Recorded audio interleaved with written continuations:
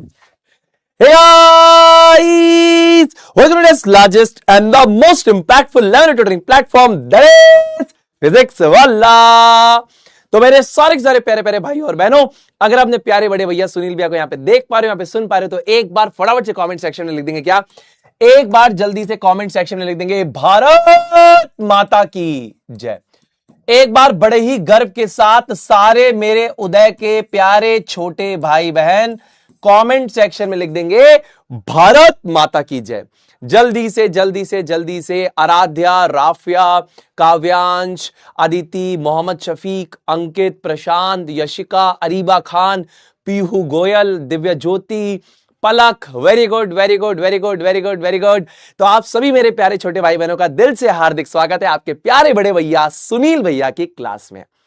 तो दोस्तों, जैसा आपको पता है कि अभी तक हमने लेक्चर 2 कर लिए हैं केमिस्ट्री के, और बेहतरीन तरीके से मैंने आपको बेसिक्स बताए हैं। वो बेसिक्स बताए हैं जो अभी तक आपको परेशान करते थे, आपको दुख देते थे, लेकिन अब केमिस्ट्री के वो बेसिक्स आपके एकदम मजबूत, एकदम क्लियर, एकदम ताबड़तोड़ हो चुके हैं, और अब हम आगे चलने वाले हैं बहुत बेहतरीन तरीके के साथ। अब हम आगे चीजों को समझेंगे। यहां पे बहुत सारी properties of matter and there measurement में आपको समझाऊंगा, और साथ ही साथ यूनिट कन्वर्जन का मैं आपको कंसेप्ट मेथड सिखाऊंगा। एक आपने फिजिक्स में सीखा होगा N1 U1 = N2 U2। मैं आपको कंसेप्ट मेथड सिखाऊंगा कि एक्चुअल कंसेप्ट से कैसे करना है, यूनिटरी मेथड से कैसे करना है। आपको मजा आ जाएगा, ठीक है? क्या बात है, क्या बात है। साक्षी गुप्ता, नाम ले लो भैया, बिल्कुल नाम लेंगे आपका। कुछ बहुत बढ़िया से कर्म भी करो बेटा, देश के लिए कुछ अच्छा करो, समाज के लिए कुछ अच्छा करो, ताकि आपका नाम लोग अपने आप लें, ठीक है मेरी प्यारी बहन? मैं कामना करता हूं आपको मेरी बात समझ में आई होगी। चलो, तो दोस्तों, अगर अभी तक आपने मेरे को मेरे ऑफिशियल टेलीग्राम चैनल पे ज्वाइन नहीं करा है तो फटाफट से ज्वाइन कर लीजिए। ये मेरा क्लास 12th का ऑफिशियल, 11th-12th का ऑफिशियल टेलीग्राम चैनल है। और आज हम सबसे पहले बात करेंगे prefixes used in the SI system. ये एक्चुअल में प्रीफिक्स होता क्या है, ये मैं आपको समझाऊंगा। इसका मतलब क्या है ना, मैं आपको आज मतलब ही बता दूंगा। आप कहोगे इसका ये मतलब था, हम अभी तक याद कर रहे थे। आप याद कर रहे थे सेंटीमीटर में सेंटी क्यों है, किलोमीटर में किलो क्यों है, पिकोमीटर में पिको क्यों है, नैनोमीटर में नैनो क्यों है। इनका मतलब क्या है, यह मैं आपको समझाऊंगा। यह है, आपको पता है क्यों है, किस लिए है, कैसे है, क्यों था, यह समझोगे, ठीक है? उसके बाद properties of matter and there measurement का अनबीटेबल एक्सप्लेनेशन आपको यहां पर मिलेगा। दोनों चीजें बेहतरीन तरीके से कवर हो जाएगी, ठीक है? All right all right all right. Pranjal Sharma आए हैं अर्जुना जेई से, अभिषेक आए अर्जुना जेई से। मजा आ जाएगा भाई तुम लोगों को भी, है ना? आपको मजा आ जाएगा। मैं तो ये कहता हूं ज्ञान जहां से मिले लपेट लेना चाहिए, है ना? मैं भी जब जेई की तैयारी कर रहा था, है ना, तो स्कूल के टीचर और ऑफलाइन टीचर हुआ करते थे, क्योंकि बाहर तो कहीं जा नहीं पाए। तो जिस टीचर से जितना मिल रहा है ले लो भैया, लपेटो। ऑल राइट, होमवर्क में मैंने आपको एक सवाल दिया था, फटाफट से सवाल को सॉल्व करते हैं और देखते हैं कितने बच्चे इस चीज को समझ पाए। तो आपको सबसे पहले फोर्स की डिराइव्ड यूनिट निकालनी है कि यहां पे इसकी डिराइव्ड यूनिट क्या होगी, और साथ ही साथ वो डिराइव्ड यूनिट क्योंकि बहुत बड़ी है लिखने में, तो उसको हमने एक स्पेशल नेम फॉर कन्वीनियंस दिया है। वो क्या है? क्या बात है, अर्जुना वाले बच्चे ज्यादा है। युक्ति अर्जुना नीट से आई है, माही अर्जुना नीट से आई है। ओ भाई, प्राप्ति अर्जुना जेई से। मेरी क्लास में ज्यादातर मुझे लग रहा है अर्जुना वाले बालक आ गए हैं। क्या बात है, हर साल ऐसे होता है। क्या बात है, thank you so much guys, thank you so much, thank you so much. Yes, Newton नाम है, लेकिन डिराइव्ड यूनिट न्यूटन नहीं है। आप समझिए, derived unit is not Newton. आपको समझना पड़ेगा, यहीं पे आप गलती कर देंगे। आप समझिए, derived unit is not Newton. Newton एक स्पेशल नेम है जो कन्वीनियंस के लिए आपने दिया है। आप समझिए डिराइव्ड यूनिट क्या होती है। अब अगर आपको किसी ने बोला कि आप फोर्स की यूनिट निकालो, न्यूटन एक स्पेशल नेम फॉर कन्वीनियंस दिया है, क्योंकि जब डिराइव्ड यूनिट हम लिखते हैं बहुत लंबी हो जाती है, तो इसीलिए उसको एक नाम दे दिया न्यूटन। और ऐसा सिर्फ इसमें नहीं है, ऐसा टोटल 22 डिराइव्ड यूनिट्स हैं जिनको क्या दिया है हमने, स्पेशल नेम फॉर कन्वीनियंस दिया है। Have been given special name for convenience. ऐसी 22 क्वांटिटीज हैं। चलिए पहले एक बार फोर्स की डिराइव्ड यूनिट निकालने की कोशिश करते हैं, देखते हैं कितनी बड़ी है, समझते हैं। तो force is equals to mass into acceleration. अब अगर मैं यहां पे मास की यूनिट की बात करता हूं, तो मास की जो यूनिट होती है, ऐसा यूनिट, वो होती है किलोग्राम। एक्सेलरेशन की यूनिट मुझे नहीं पता है, तो मैं निकालूंगा एक्सेलरेशन की यूनिट। अब acceleration is equal to change in velocity by time होता है। यानी एक तरीके से वेलोसिटी बाय टाइम का रेशियो मान लेता हूं। Change in rate of change of velocity, यानी समय के साथ वेलोसिटी में कितना परिवर्तन आया वो होता है। तो वेलोसिटी बाय टाइम का रेशियो मान लेता हूं।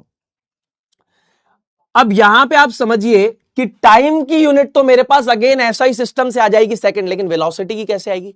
तो वेलोसिटी की यूनिट निकालने के लिए फिर हम लोग एक फॉर्मूला लिखेंगे वेलोसिटी का। Velocity is change in displacement upon time. Acceleration is change in velocity by time. Velocity की यूनिट हमें फिर डिराइव करनी पड़ेगी। तो हमने क्या किया? Velocity is equal to rate of change of displacement, यानी कि समय के साथ कितना डिस्प्लेसमेंट में परिवर्तन आया।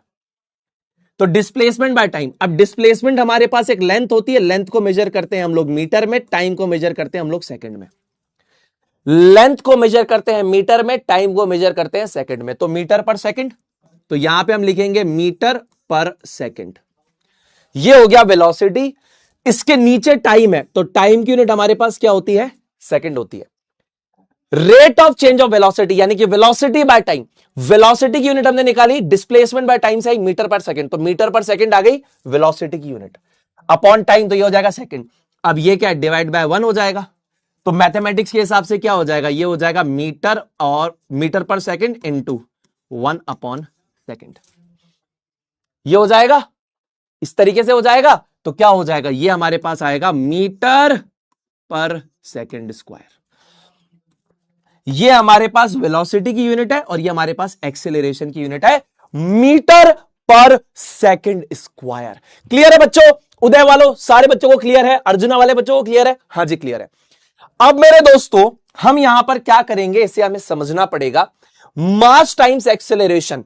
तो एक्सेलरेशन क्या हो गया? मीटर पर सेकंड स्क्वायर हो गया ना, ये ऐसे हो गया मीटर पर सेकंड स्क्वायर हो गया। क्लियर है बात? जी क्लियर है। इसको और कैसे लिख सकते हैं? इसको ऐसे लिख सकते हैं, किलोग्राम इंटू मीटर, ये ऊपर चला जाएगा तो इंटू सेकंड -2, ऐसे हो जाएगा। मैंने आपको बताया था मल्टीप्लीकेशन की जगह आप इंटर पंक्ट का इस्तेमाल कर सकते हैं। ये जैसे हो गया किलोग्राम मीटर सेकंड -2। अब इंटर पंक्ट क्या होता है? ये सेंटर में जो रेज्ड डॉट होता है इसे इंटर पंक्ट कहते हैं। यानी इस मल्टीप्लीकेशन की जगह बीच में हम डॉट लगा सकते हैं, जिसे हम बोलते हैं इंटर पंक्ट। मैंने लास्ट क्लास में भी बताया था। तो kilogram metre second -2 is the unit of acceleration. समझ में आ गया होगा? Sorry, kilogram metre second -2 is the unit of force. अब ये फोर्स की यूनिट हो गई हमारे पास। ये हमारे पास फोर्स की आपके पास यूनिट है, एसआई डिराइव्ड यूनिट। अब ये यूनिट है हमारे पास SI derived unit for the force. समझ में आ रही है बात? देखो मैं फिर से बताता हूं, मास टाइम्स एक्सेलरेशन होता है। मास की यूनिट हमारे पास आ गई किलोग्राम, एक्सेलरेशन की यूनिट हमारे पास क्या आ जाएगी? Rate of change of velocity, यानी कि वेलोसिटी बाय टाइम। तो वेलोसिटी की यूनिट हमें निकालनी पड़ेगी, तो डिस्प्लेसमेंट बाय टाइम से निकालेंगे, यानी कि मीटर पर सेकंड। अब मीटर पर सेकंड यहां रख दिया, डिवाइडेड बाय सेकंड बाय 1, तो ये हो जाएगा मीटर पर सेकंड स्क्वायर। ये हो जाएगा जी, हो जाएगा। ये मीटर पर सेकंड स्क्वायर है, सेकंड स्क्वायर ऊपर की तरफ चल जाएगा तो क्या हो जाएगा? किलोग्राम मीटर सेकंड -2, ये यूनिट हो जाएगी हमारे पास। ये एसआई डिराइव्ड यूनिट है। अब देखो बेटा कितनी बड़ी हो गई ये यूनिट। तो फिर एसआई सिस्टम में क्या आया कि अगर यूनिट बहुत बड़ी हो जाए तो उसको एक नाम दे दो। तो बोले इसको क्या नाम दे?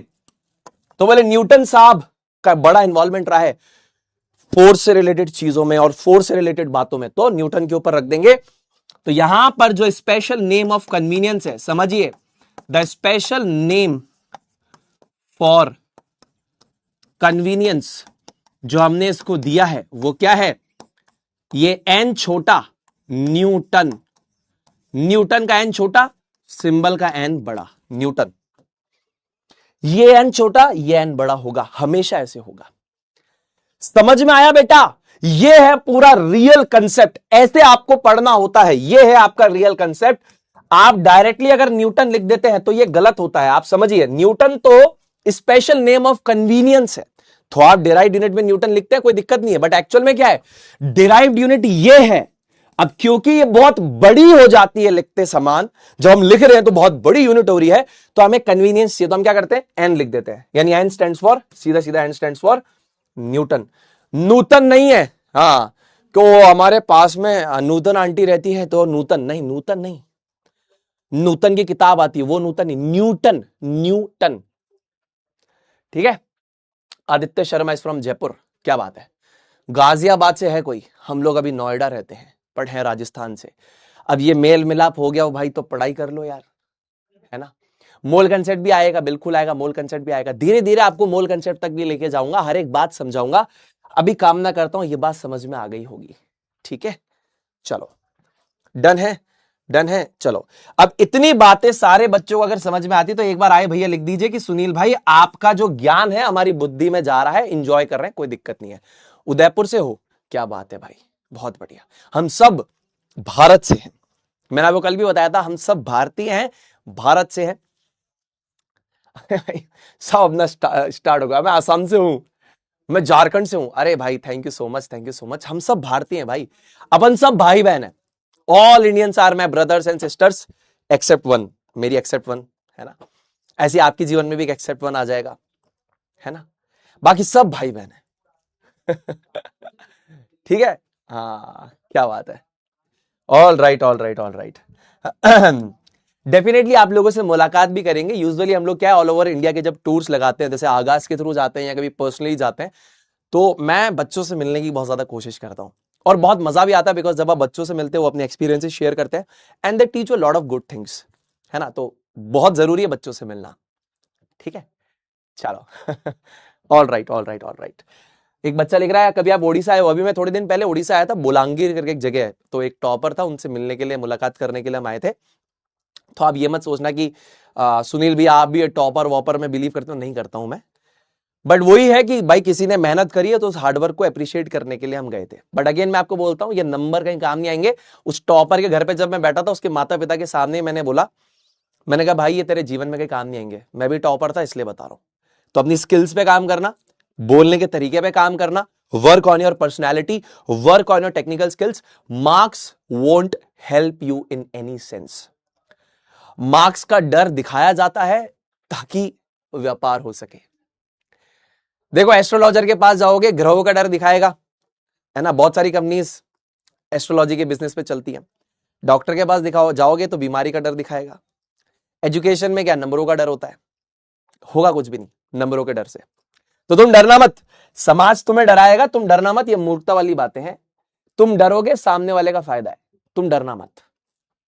चलो, prefixes used in the SI system of units. Prefixes used in the SI system of units. Happy brothers day. अरे हाँ यार, तुम लोग सब मेरे भाई बहन हो, happy brothers day to all of you, है ना। तुम सब मेरे भाई बहन हो, तो तुम्हें भी ब्रदर्स डे की हार्दिक शुभकामनाएं एवं बधाई। आ जाओ दोस्तों, अब आगे चलते हैं।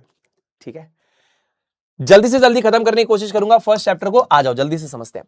अब prefixes used in the SI system of units. अब यहां पे प्रीफिक्स का मतलब क्या है, आपको याद आ रहा है, अगर आपने क्लास 10th में आईयूपीएससी नॉमेनक्लेचर पढ़ा था, तो वहां पे एक टर्म आता है प्रीफिक्स।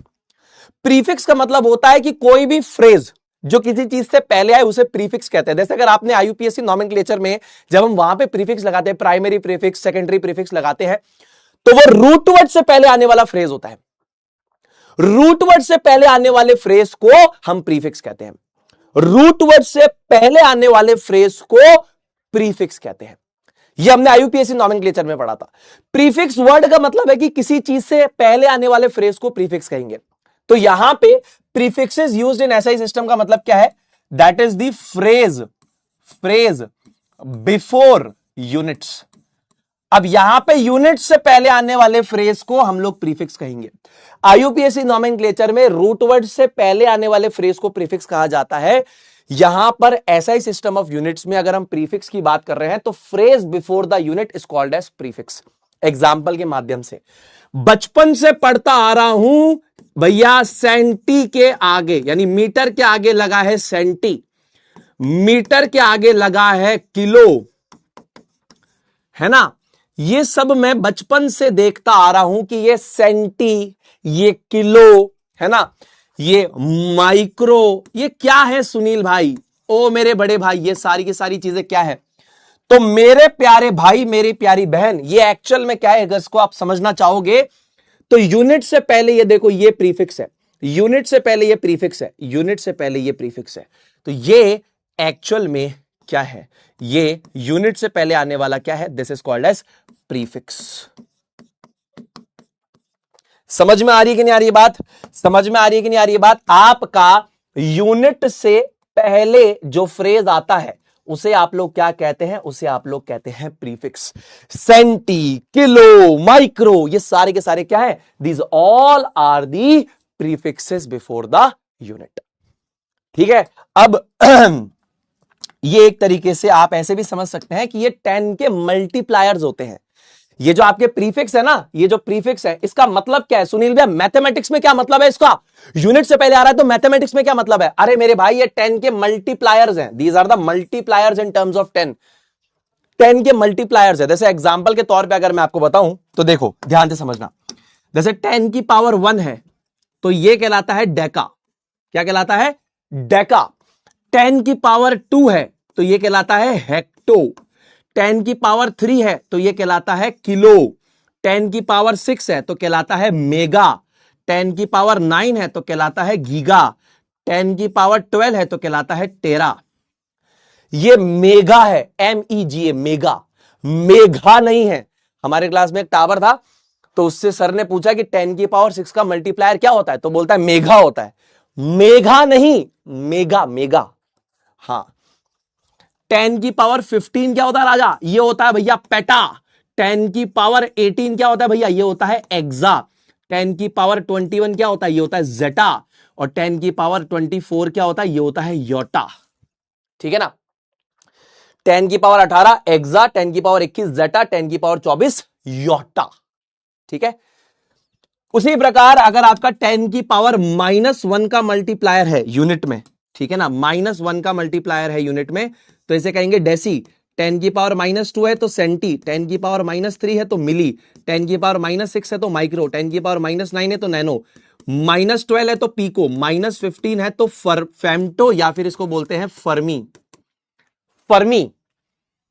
10 की पावर -18 है तो एटो। 10 की पावर -21 है तो जेप्टो। जेप्टो सर्विस चलती है ना, 10 की पावर -21 का मल्टीप्लायर है।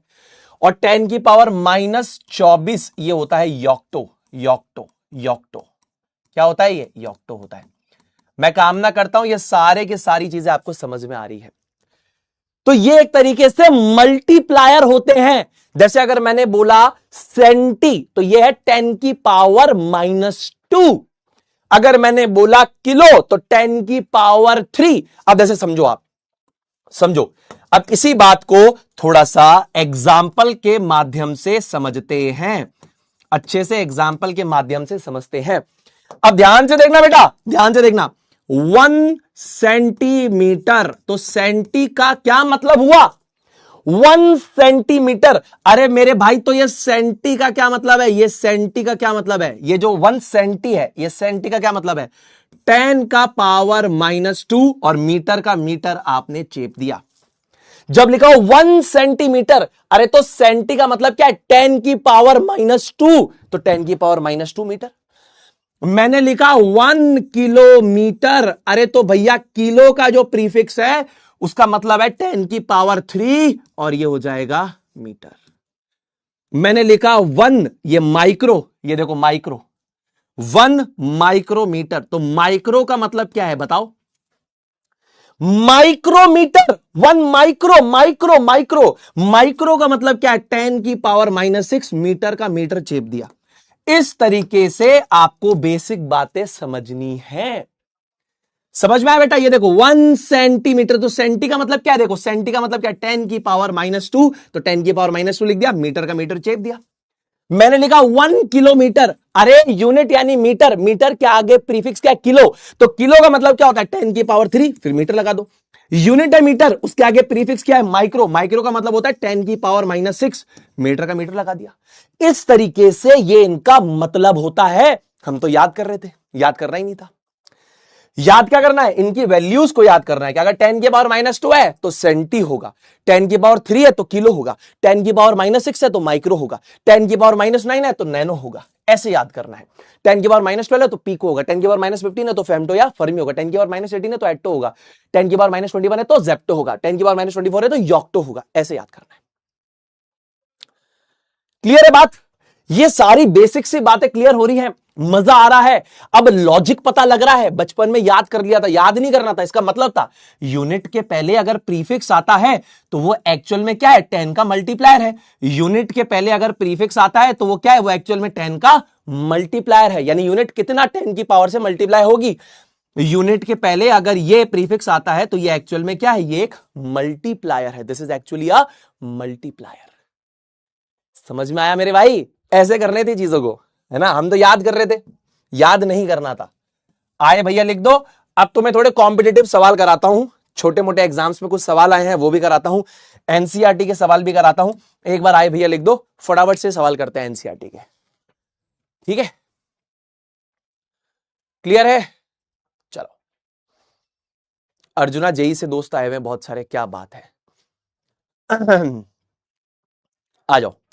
अब जैसे ये सवाल है हमारे पास, ये एनसीईआरटी एक्सरसाइज 1.15 का सवाल है। इस सवाल को हमें सॉल्व करना है। Let's solve this particular problem. Micro, तो माइक्रो जो प्रीफिक्स होता है दैट इज, देखो यूनिट के अगर आगे, जैसे मीटर के आगे अगर माइक्रो लगा है तो माइक्रो क्या, 10 का मल्टीप्लायर है ना, 10 का मल्टीप्लायर है। तो मुझे बताओ माइक्रो कितना होगा, सारे के सारे बच्चे बताएंगे, बेसिक बेसिक बातें हैं। माइक्रो किस लेवल का मल्टीप्लायर है बताओ?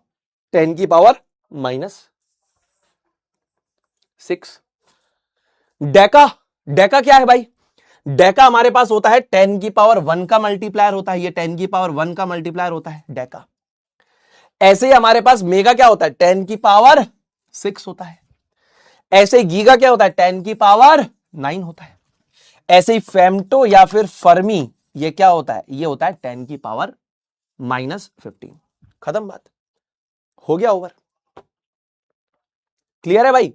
बेसिक सी बात समझा पा रहा हूं, मजा दिला दूंगा तुम्हें पूरे सिलेबस का। आ जाओ, चलो अब प्रीवियस ईयर के सवाल करो, देखते कितने बच्चे इसको सही करते। एक पोल देता हूं तुम लोगों को सॉल्व करने के लिए।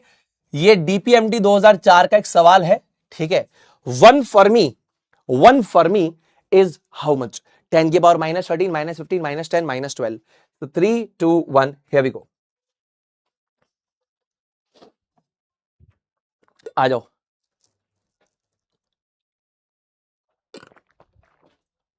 आ जाओ, सारे बच्चे करेंगे, एक बार फटाफट से करेंगे। युवराज मेरे भाई, मैं आपको देखो जेई मेंस का तो, क्योंकि ये बैच जो है ना हमारे पास बोर्ड लेवल का है, अगर मुझे मैनेजमेंट बोलेगा जेई मेंस क्या, तो मैं जेई एडवांस तक भी लेके जा सकता हूं। बट एक्चुअल में हमारा जो बैच है ना that is for school level examination. Still मैं आपको एक्स्ट्रा बहुत सारी चीजें बताऊंगा जो आपके शायद जेई मेंस में काम आए। मैंने खुद जेई क्लियर किया तो मुझे पता है कि क्या क्या चीजें हो सकती हैं। तो वो सारे टॉपिक्स नहीं होंगे, बट स्टिल जो जो चीजें पढ़ा रहा हूं उसमें कुछ कुछ एक्स्ट्रा आपको देता रहूंगा ताकि आप जेई के सवाल लगा सको। अच्छा, जेई के सवाल भी कराऊंगा, हाँ वो भी कराऊंगा, बट जेई में थोड़े से एक्स्ट्रा टॉपिक्स आते हैं, आपको पता होगा, वो नहीं होंगे। क्योंकि फिर स्कूल लेवल का जो बच्चा है ना वो परेशान हो जाता है, उसको परेशान नहीं करना। उसने ये बैच इसीलिए लिया है ताकि हम उसे स्कूल लेवल की प्रिपरेशन करें। बट जितना बताऊंगा उतना आपको बेहतरीन लेवल पे बताऊंगा, ठीक है। काम ना करता हूं मेरे भाई, आपको सेटिस्फाई कर पाया मैं? अब देखो ध्यान से, वन फर्मी क्या होता है? वन फर्मी या one femto is equal to 10 की पावर -15। वेरी गुड, 87.41% बच्चों ने सही आंसर दिया। खुद के लिए खुद ही ताली बजा लो, बहुत अच्छे बच्चे हो तुम लोग, बहुत बढ़िया। Sachin Thakur, Harsh, Shahid Ansari, Abhinav, Rishabh, legend, Abhishek, Yadav, Abhimanyu Singh Rajawat and Ayush Rajput. Very good, बहुत अच्छे बच्चे हो आप लोग, वेरी गुड बच्चों, बहुत बढ़िया किया आपने। 10 की पावर -15, जैसे कि हमने इस टेबल में देखा भी था, 10 की पावर -15 इस फेम्टो और फर्मी। ठीक है, ज्यादा याद करने की जरूरत नहीं है आपको, जितने आपको याद होते हैं, जो ज्यादातर काम आएंगे उनको याद कर लो। जैसे ज्यादातर जो काम आने वाले हैं वो इनमें से कौन सा है? जैसे आपको सेंटी काम आएगा, मिली काम आएगा, माइक्रो काम आएगा, नैनो काम आएगा, पीको, फर्मी, ये काम आएंगे। इधर से आप देखोगे तो किलो, मेगा, गीगा, यहीं तक काम आएंगे। ये ज्यादातर कॉमन है, ये याद कर लो, ये काम आएंगे। चलो आगे चलो। द प्रीफिक्स जेप्टो, अब जेप्टो डिलीवरी आती है ना, 10 मिनट्स डिलीवरी जेप्टो की, तो prefix Zepto stands for what?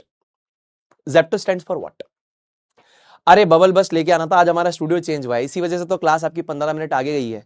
Just because जिस स्टूडियो में मैं क्लास लेता हूं वहां पर कोई और डिस्कशन चल रहा था और टीम को पता नहीं था कि मेरी क्लास भी आ रही है, तो वो मेरा सारा सामान उधर ही है अभी। एक्सपेरिमेंट का सामान, जो लैब है, सिमाइला, हसमुख लाल के जो स्टैच्यूज हैं, वो सब उसी रूम में पड़े हैं, बबल बस्ट वगैरह सब कुछ। तो ये दूसरे स्टूडियो से मैं क्लास ले रहा हूँ। वरना बबल बस्ट डेफिनेटली करते। वो सब दूसरे स्टूडियो में है दोस्त, क्या करें। इसीलिए कहा कि आप अपने लिए खुद से क्लैप कर दीजिए, मैं कर देता हूं क्लैप, ठीक है। That you guys are doing really well, बहुत अच्छा कर रहे हो, गुड गुड। मोहम्मद इरफान मेरे भाई बिल्कुल सही, सुशीला बहुत बढ़िया, उत्कर्ष बहुत बढ़िया, उत्कर्ष, नैना, युवराज, आकांक्षा, तनिष्क, रेहान अहमद भाई बहुत बढ़िया बहुत बढ़िया बहुत बढ़िया। प्रिंस भाई कुछ कुछ याद करने, सारे याद नहीं करने, कुछ कुछ मैंने बताया ना जो ज्यादा यूज आएंगे उनको याद करना है। The prefix Zepto stands for, that stands for 10 की पावर -21, है ना, ये इस मल्टीप्लायर के बराबर होगा, ठीक है। यस, 76.43% बच्चों ने सही आंसर दिया। सचिन, अभिनव, Vedanshu, Pranay, Chanchal Raj, Abhishek, Tanya, Ayush and Utpalakshi, okay very good, ठीक है।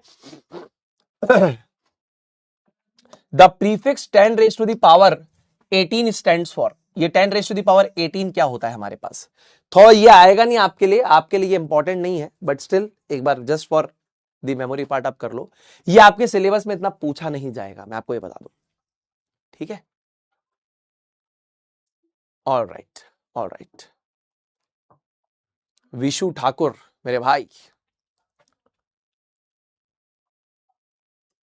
आ जाओ, सारे के सारे प्यारे प्यारे भाई बहन आराम से सोच समझ के आप लोग आंसर करो, हड़बड़ी में मत आओ। अच्छा भैया, अगर हमारा यहां पे गलत हो जाता है तो कोई दिक्कत वाली बात नहीं है भाई, तुम सीखने आए हो ना यार, तुम यहां पे सीखने आए हो, गलतियां हो रही है कोई दिक्कत नहीं है, कोई प्रॉब्लम नहीं है, you are here to learn, तो इस चीज का प्रेशर मत लेना, ठीक है। The prefix 10 raise to the power 18 stands for what, it stands for D, that is exa, yes it stands for D, that is exa, very good. Sachin, Saurabh, Abhinav, Abhirup, Tanya, Satyam, Abu Bakar, Mashadi, Param Chauhan, Satyam, Shreej, Nanda, very good. तो क्या बात है दोस्तों, बहुत बढ़िया, आप लोग बहुत बढ़िया परफॉर्म कर रहे हो। That is 10 raise to the power 18 stands for exa, 10 to the power 18 is exa, very good, done है भाई, सॉर्टेड है। तो अब हम नए टॉपिक को स्टार्ट करते हैं, हमारा ये टॉपिक भी होता है ओवर, एक बार लिख दीजिए आए भैया। अब हम कुछ बेसिक प्रॉपर्टीज को समझेंगे और उनकी यूनिट्स को डिराइव करेंगे और देखेंगे कि उनकी यूनिट्स क्या है, ठीक है। चलो एक बार आए भैया लिख देंगे, सारे के सारे दोस्त, सारे के सारे प्यारे प्यारे भाई बहन फटाफट से लिख देंगे। ऑल राइट ऑल राइट, नीव क्लास से हो, बहुत बढ़िया मेरे भाई, फटाफट से। पोल नहीं आ रहा है तो कभी कभी कुछ टेक्निकल इश्यू होता है, कोई दिक्कत नहीं, आप कमेंट में आंसर कर दो, हर बार पोल नहीं आता कोई दिक्कत नहीं, कमेंट में आंसर कर दो, डजंट मैटर मेरे दोस्त, ठीक है। या आप अपने ऐप को अपडेट करने की कोशिश करना, क्लास को बंद करके स्टार्ट करो, ये कुछ कुछ चीजें जो आप छोटी छोटी चीजें कर सकते हो, है ना। अब देखो, properties of matter and there measurement के बारे में चर्चा करते हैं। मैं कामना करता हूं आपको यहां तक सारी बातें क्लियर हो रही है, सारे मेरे प्यारे भाई बहन एंजॉय कर पा रहे हैं, चीजें सीख पा रहे हैं, चीजें समझ पा रहे हैं। अब आगे चलते हैं दोस्तों, आगे चलते हैं उदय वालों, और यहां पर हम लोग स्टार्ट करते हैं दोस्तों, क्या हम लोग स्टार्ट करते हैं सबसे पहली प्रॉपर्टीज जो हम पढ़ने वाले हैं, मास, वेट, इनके बीच में डिफरेंस क्या है और इनकी एसआई यूनिट्स क्या है, ठीक है।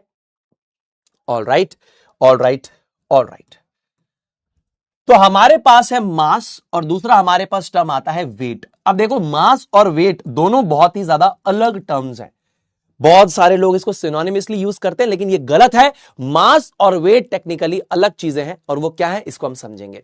सबसे पहले मास को हिंदी में हम लोग कहते हैं द्रव्यमान, क्या बोलते हैं हम लोग इसको हिंदी में, इसको हम हिंदी में कहते हैं द्रव्यमान। अब एक्चुअल में मास का मतलब है किसी भी चीज के अंदर कितना पदार्थ है वो उसका मास है, किसी भी चीज में कितना पदार्थ है वो ही, यानी उस चीज का जो मेजर है दैट इज एक्चुअली द मास।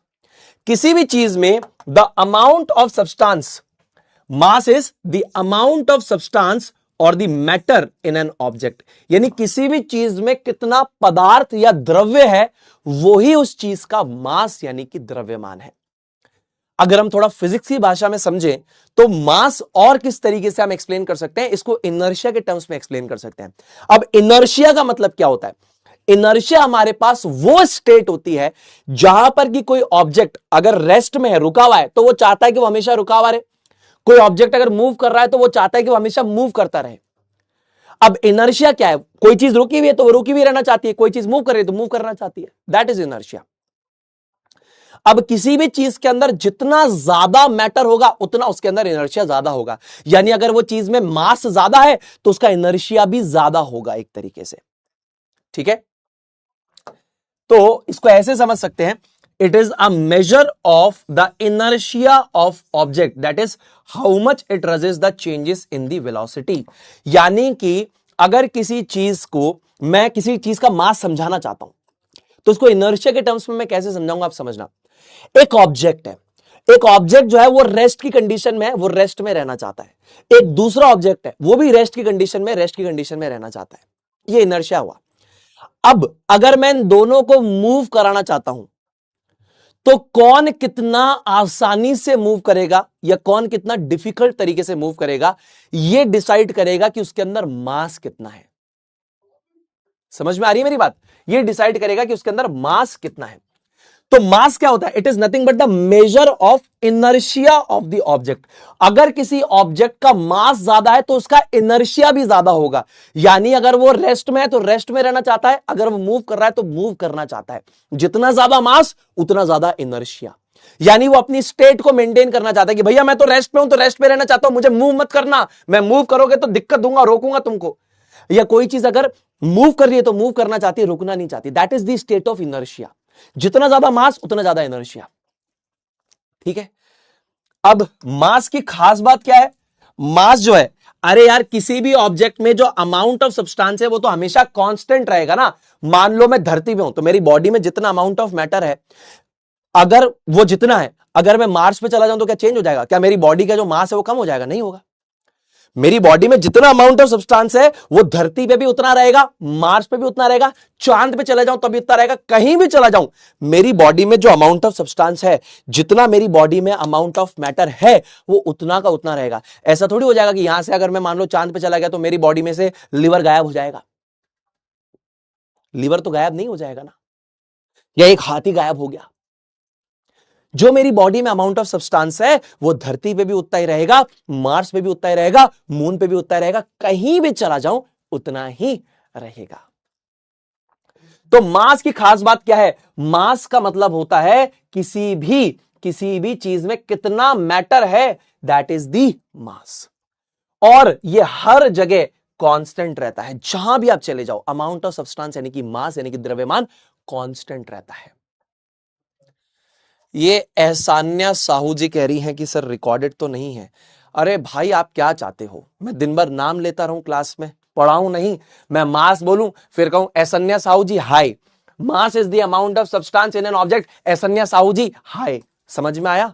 क्या चाहते हो? समझाते वक्त तो मैं पढ़ाऊंगा ना भाई, डिटेल में पढ़ाऊंगा, क्या बात है ये? हर वक्त नाम कैसे ले सकता हूं मैं किसी बच्चे का? प्लीज समझो आप। तो मास समझ में आया? मास का मतलब होता है द्रव्यमान, किसी भी चीज में कितना अमाउंट ऑफ मैटर है, कितना अमाउंट ऑफ सब्सटेंस है, दैट इज द मास। और वो हमेशा सेम रहता है, चाहे आप कहीं भी चले जाओ वो हमेशा सेम रहेगा। मेरी बॉडी में जितना अमाउंट ऑफ सब्सटेंस है, अमाउंट ऑफ मैटर है, हमेशा सेम रहेगा, कहीं भी चला जाऊं। ठीक, हाँ। अब देखो, अगर मैं बात करता हूं वेट की, अब वेट के साथ क्या है? वेट क्या है? Weight is nothing but the force of gravity, यानी कि ये आकर्षण का वो फोर्स है, that is the attractive force that pulls the objects towards the centre of the earth और एनी अदर ऑब्जेक्ट। कहीं पर भी हम किसी भी पर्टिकुलर प्लैनेट की बात कर रहे हैं, किसी भी ऑब्जेक्ट की बात कर रहे हैं, तो ये एक तरीके से क्या है? ये एक अट्रैक्टिव फोर्स है। क्या है? Attractive force. अभी मैं अगर अर्थ के रिस्पेक्ट में बात कर रहा हूं तो मैं बोलूंगा towards the centre of the अर्थ। तो एक तरीके से वेट क्या है? ये फोर्स ऑफ ग्रेविटी है, यानी कि अपनी तरफ, जैसे कि अगर मैं अर्थ की बात करता हूं तो अर्थ अपने सेंटर की तरफ चीजों को खींचती है, तो ये जो आकर्षण का फोर्स है that is called as the weight. अगर मैं अर्थ के रिस्पेक्ट में यहां पर बात करता हूं तो आप इस चीज को समझिए, what do you mean by weight और द फोर्स ऑफ ग्रेविटी? ये वो अट्रैक्टिव फोर्स है जिससे कि टुवर्ड्स द सेंटर ऑफ अर्थ कोई भी ऑब्जेक्ट को खींचा जा रहा है। ये वो अट्रैक्टिव फोर्स है, ये वो अट्रैक्टिव फोर्स है जो कोई भी ऑब्जेक्ट फील करेगा, यानी कि उसको towards the centre of earth attract किया जा रहा है, पुल किया जा रहा है। तो ये जो फोर्स ऑफ अट्रैक्शन है towards the centre of earth, that is being felt by an object, जो कि एक ऑब्जेक्ट फील करेगा, that is called as the weight और फोर्स ऑफ ग्रेविटी। समझ में आया? तो ये क्या है? ये एक अट्रैक्टिव फोर्स है जो ऑब्जेक्ट्स को पुल करता है towards the centre of the अर्थ। अब ये जो है यानी कि ये जो गुरुत्वाकर्षण यानी कि जो फोर्स ऑफ ग्रेविटी जिसको हम लोग वेट भी कह रहे हैं, ये एक्चुअल में किस चीज का प्रोडक्ट है? ये जो फोर्स ऑफ ग्रेविटी है ये दो चीजों का प्रोडक्ट है, एक तो मास और एक acceleration due to gravity. Acceleration due to gravity, इन दो चीजों का प्रोडक्ट होता है।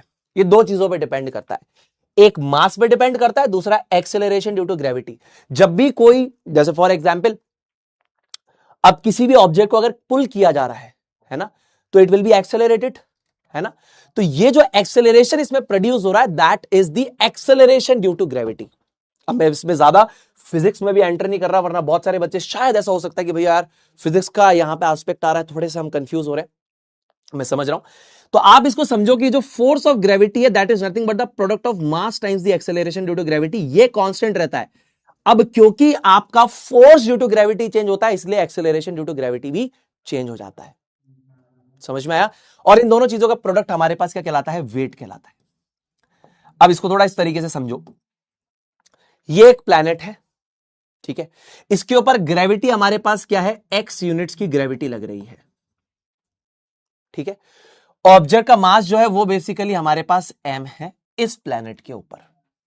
समझना, ये एक प्लैनेट A है, इस प्लैनेट पे ये एक ऑब्जेक्ट रखा है, इसका मास m है, इसमें ग्रेविटी क्या है? x यूनिट्स है। इसी सेम ऑब्जेक्ट को अगर मैंने प्लैनेट बी पे रखा है तब भी इसका मास क्या रहेगा? सेम रहेगा, m रहेगा। समझना, एक ऑब्जेक्ट मैंने उठाया, जैसे कि रॉकेट उठाया, इसका मास यानी कि अमाउंट ऑफ सब्सटेंस इस प्लैनेट पे m है, इस प्लैनेट पे भी m ही रहेगा, यह हमेशा सेम रहेगा।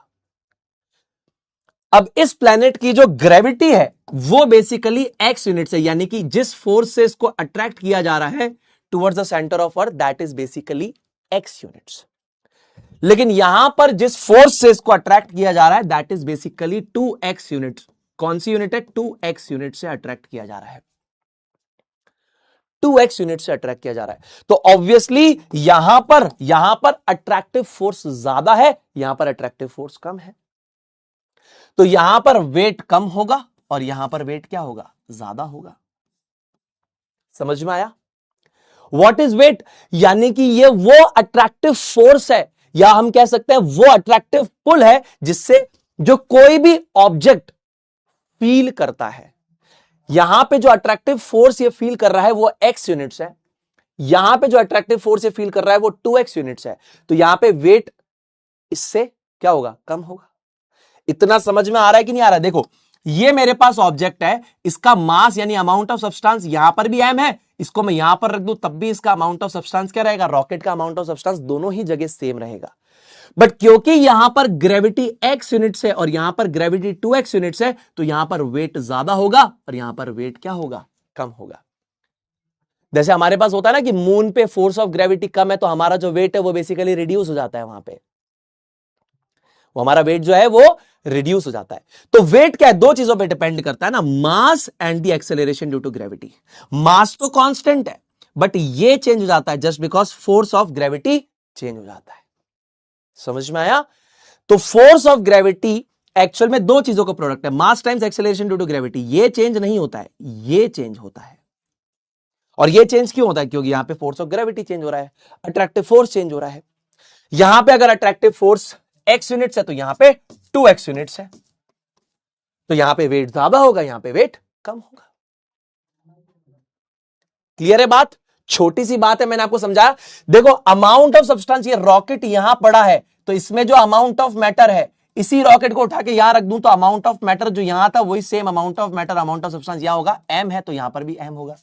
मास दोनों जगह ही सेम होगा। अब इसको जो अट्रैक्टिव फोर्स फील हो रही है वो x यूनिट्स है और यहां पर इसको अट्रैक्टिव फोर्स जो फील हो रही है वो 2x यूनिट्स है, तो यहां पर वेट ज्यादा होगा, यहां पर वेट कम होगा। इतनी सी ही मैंने बात करी और कुछ नहीं बोला। अब अगर मैं आपसे पूछता हूं ऐसा यूनिट, ऐसा ही यूनिट ऑफ मास, तो भाई ऐसा यूनिट ऑफ मास आपने क्या पढ़ा था? ऐसा यूनिट ऑफ मास आपने पढ़ा था किलोग्राम। अगर आपको याद आ रहा हो तो 7 बेस क्वांटिटीज के अंदर हमने पढ़ा था ऐसा यूनिट ऑफ मास क्या था? क्या था? किलोग्राम था।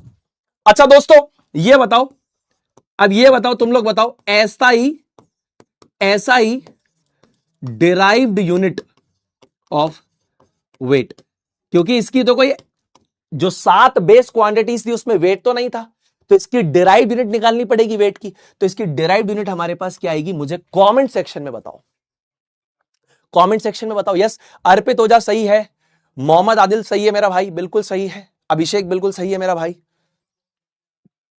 बिल्कुल, दक्ष परमार सही है, मृत्युंजय बिल्कुल सही है, गुनगुन बिल्कुल सही है, बहुत बढ़िया, सौम्या बिल्कुल सही है, मानसी बिल्कुल सही है, प्रियांशी बिल्कुल सही है, रूपल बिल्कुल सही है, नवजोत बिल्कुल सही है, राजन, रजत एक बार ध्यान से देखो। अच्छा अच्छा अच्छा अच्छा अच्छा अच्छा, ठीक है ठीक है। अब देखो, मैं आपसे एक छोटी सी बात पूछता हूं, मैं आपसे एक छोटी सी बात पूछता हूं, वेट क्या है? वेट भी तो क्या है, एक फोर्स ही तो है, फोर्स ऑफ ग्रेविटी या वेट। तो जो फोर्स का यूनिट था आपने अभी क्या निकाला था, अगर आपको याद आ रहा हो थोड़ी देर पहले, तो आपने फोर्स की एक यूनिट निकाली थी, अगर आपको अच्छी तरीके से याद आ रही हो तो आपने फोर्स की यूनिट निकाली थी किलोग्राम मीटर सेकंड माइनस 2, है ना? तो यही इसकी यूनिट हो जाएगी, किलोग्राम मीटर सेकंड माइनस 2। क्या हो जाएगी? यूनिट हो जाएगी किलोग्राम मीटर सेकंड माइनस 2, या फिर आप लिख सकते हैं newton, that is capital N. दोनों ही सही है भैया, लेकिन आप क्या यहां पर इस फॉर्मूला से डिराइव कर सकते हो?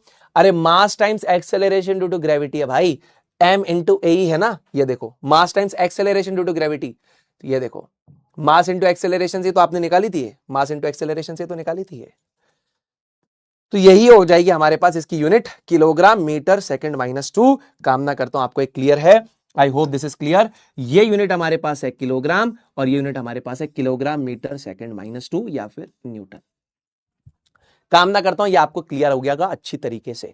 अब ये हमारे पास ऐसा यूनिट है, ये ऐसा ही डिराइव्ड यूनिट है, यानी कि हमने 7 बेस क्वांटिटीज का इस्तेमाल करके इसकी यूनिट को डिराइव किया होगा, निकाला होगा, यानी उन 7 यूनिट्स की मदद से इसकी यूनिट को हमने निकाला है, तो that is the reason it is called as SI derived unit.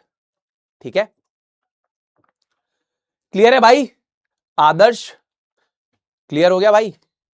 ठीक है, उमंग भाई ये वाला पार्ट स्टार्टिंग में एक्सप्लेन कर दिया है, इसको आप जाके देख सकते हैं। उमंग भाई कह रहे हैं कि भैया ये यूनिट एक बार बता दो, ये पहले बता दिए, एक बार आप जाके देख सकते हैं, आप एक्सप्लेनेशन मांग रहे हैं तो यही मैं आपको बता रहा हूं। तो फिर से एक सीधी सीधी सी बात है, मास का मतलब क्या है? जैसे मान लो ये जो रॉकेट यहां पर पड़ा है, अब इसके अंदर जितना अमाउंट ऑफ सब्सटेंस है कि भैया इसकी बॉडी है, इसके पंख है, इसके फ्यूल है, अगर इस सेम रॉकेट को उठा के मैं यहां से यहां रख दूं, तो इसके अंदर जो amount of substance, amount of matter था, दोनों तरफ पे सेम रहेगा, दोनों प्लैनेट्स पे सेम रहेगा। यहां पर एम है तो यहां पर भी एम रहेगा, लेकिन यहां पे जो अट्रैक्टिव फोर्स फील करेगा, अगर वो x यूनिट्स है और यहां पर वो अट्रैक्टिव फोर्स फील करेगा 2x यूनिट्स, तो यहां पे वेट ज्यादा होगा, यहां पर वेट कम होगा। तो वेट क्या है? It is nothing but the force of gravity, यानी कि कोई ऑब्जेक्ट कितना फोर्स ऑफ अट्रैक्शन फील करता है जब भी वो किसी भी अर्थ पे है या किसी भी और अदर प्लैनेट पे है, वो कितना अट्रैक्टिव फोर्स फील करता है, that is called as the weight. ठीक है, क्लियर है बात? जी सुनील भैया क्लियर है। अगली चीज हम लोग पढ़ते हैं, अगली चीज हमारे पास है वॉल्यूम। वॉल्यूम को दोस्तों हम लोग हिंदी में कहते हैं क्या? हिंदी में कहते हैं इसको आयतन। आयतन, इसको वॉल्यूम को कहते हैं आयतन। अब वॉल्यूम का मतलब क्या है? अरे यार सुनील भैया ये तो बहुत ही सिंपल सी बात है। वॉल्यूम का मतलब है कोई भी चीज कितना जगह घेरती है आपकी सराउंडिंग में, that is called as the volume. कोई भी चीज आपकी सराउंडिंग में कितनी जगह घेरती है, that is called as the volume. The amount of space occupied by substance is called the volume. यानी कोई भी चीज आपकी सराउंडिंग में कितनी जगह घेरती है, इसे हम लोग कहते हैं वॉल्यूम, यानी कि आयतन। कोई भी चीज, जैसे ये अगर मैंने पेन रख दिया, ये कितनी जगह घेर रहा है, जितनी जगह ये घेर रहा है सराउंडिंग के अंदर, या जितनी जगह ये ऑक्यूपाई कर रहा है सराउंडिंग के अंदर, इसे हम कहते हैं वॉल्यूम यानी आयतन। ठीक है, अब इसकी ऐसा ही डिराइव्ड यूनिट आपने निकाली थी, volume is equal to length into breadth into height, तो metre into metre into metre, तो इसकी यूनिट आती है हमारे पास क्यूबिक मीटर। ठीक है ना, that is called as cubic metre, ये इसकी यूनिट हमारे पास आती है। क्यूबिक मीटर इज दी आपके पास SI derived unit of volume. आपको याद होगा SI derived unit of volume आपने कैसे निकाला था? That is length into breadth into height is equals to metre times metre times metre, तो ये हमारे पास आता है मीटर का क्यूब।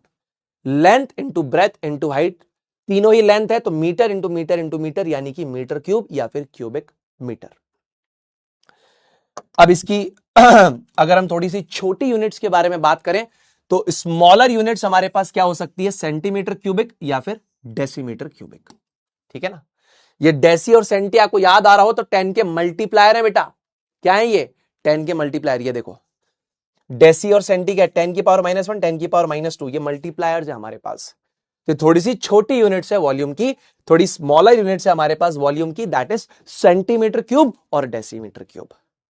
क्लियर है भाई, समझ में आ रहा है जी, समझ में आ रहा है।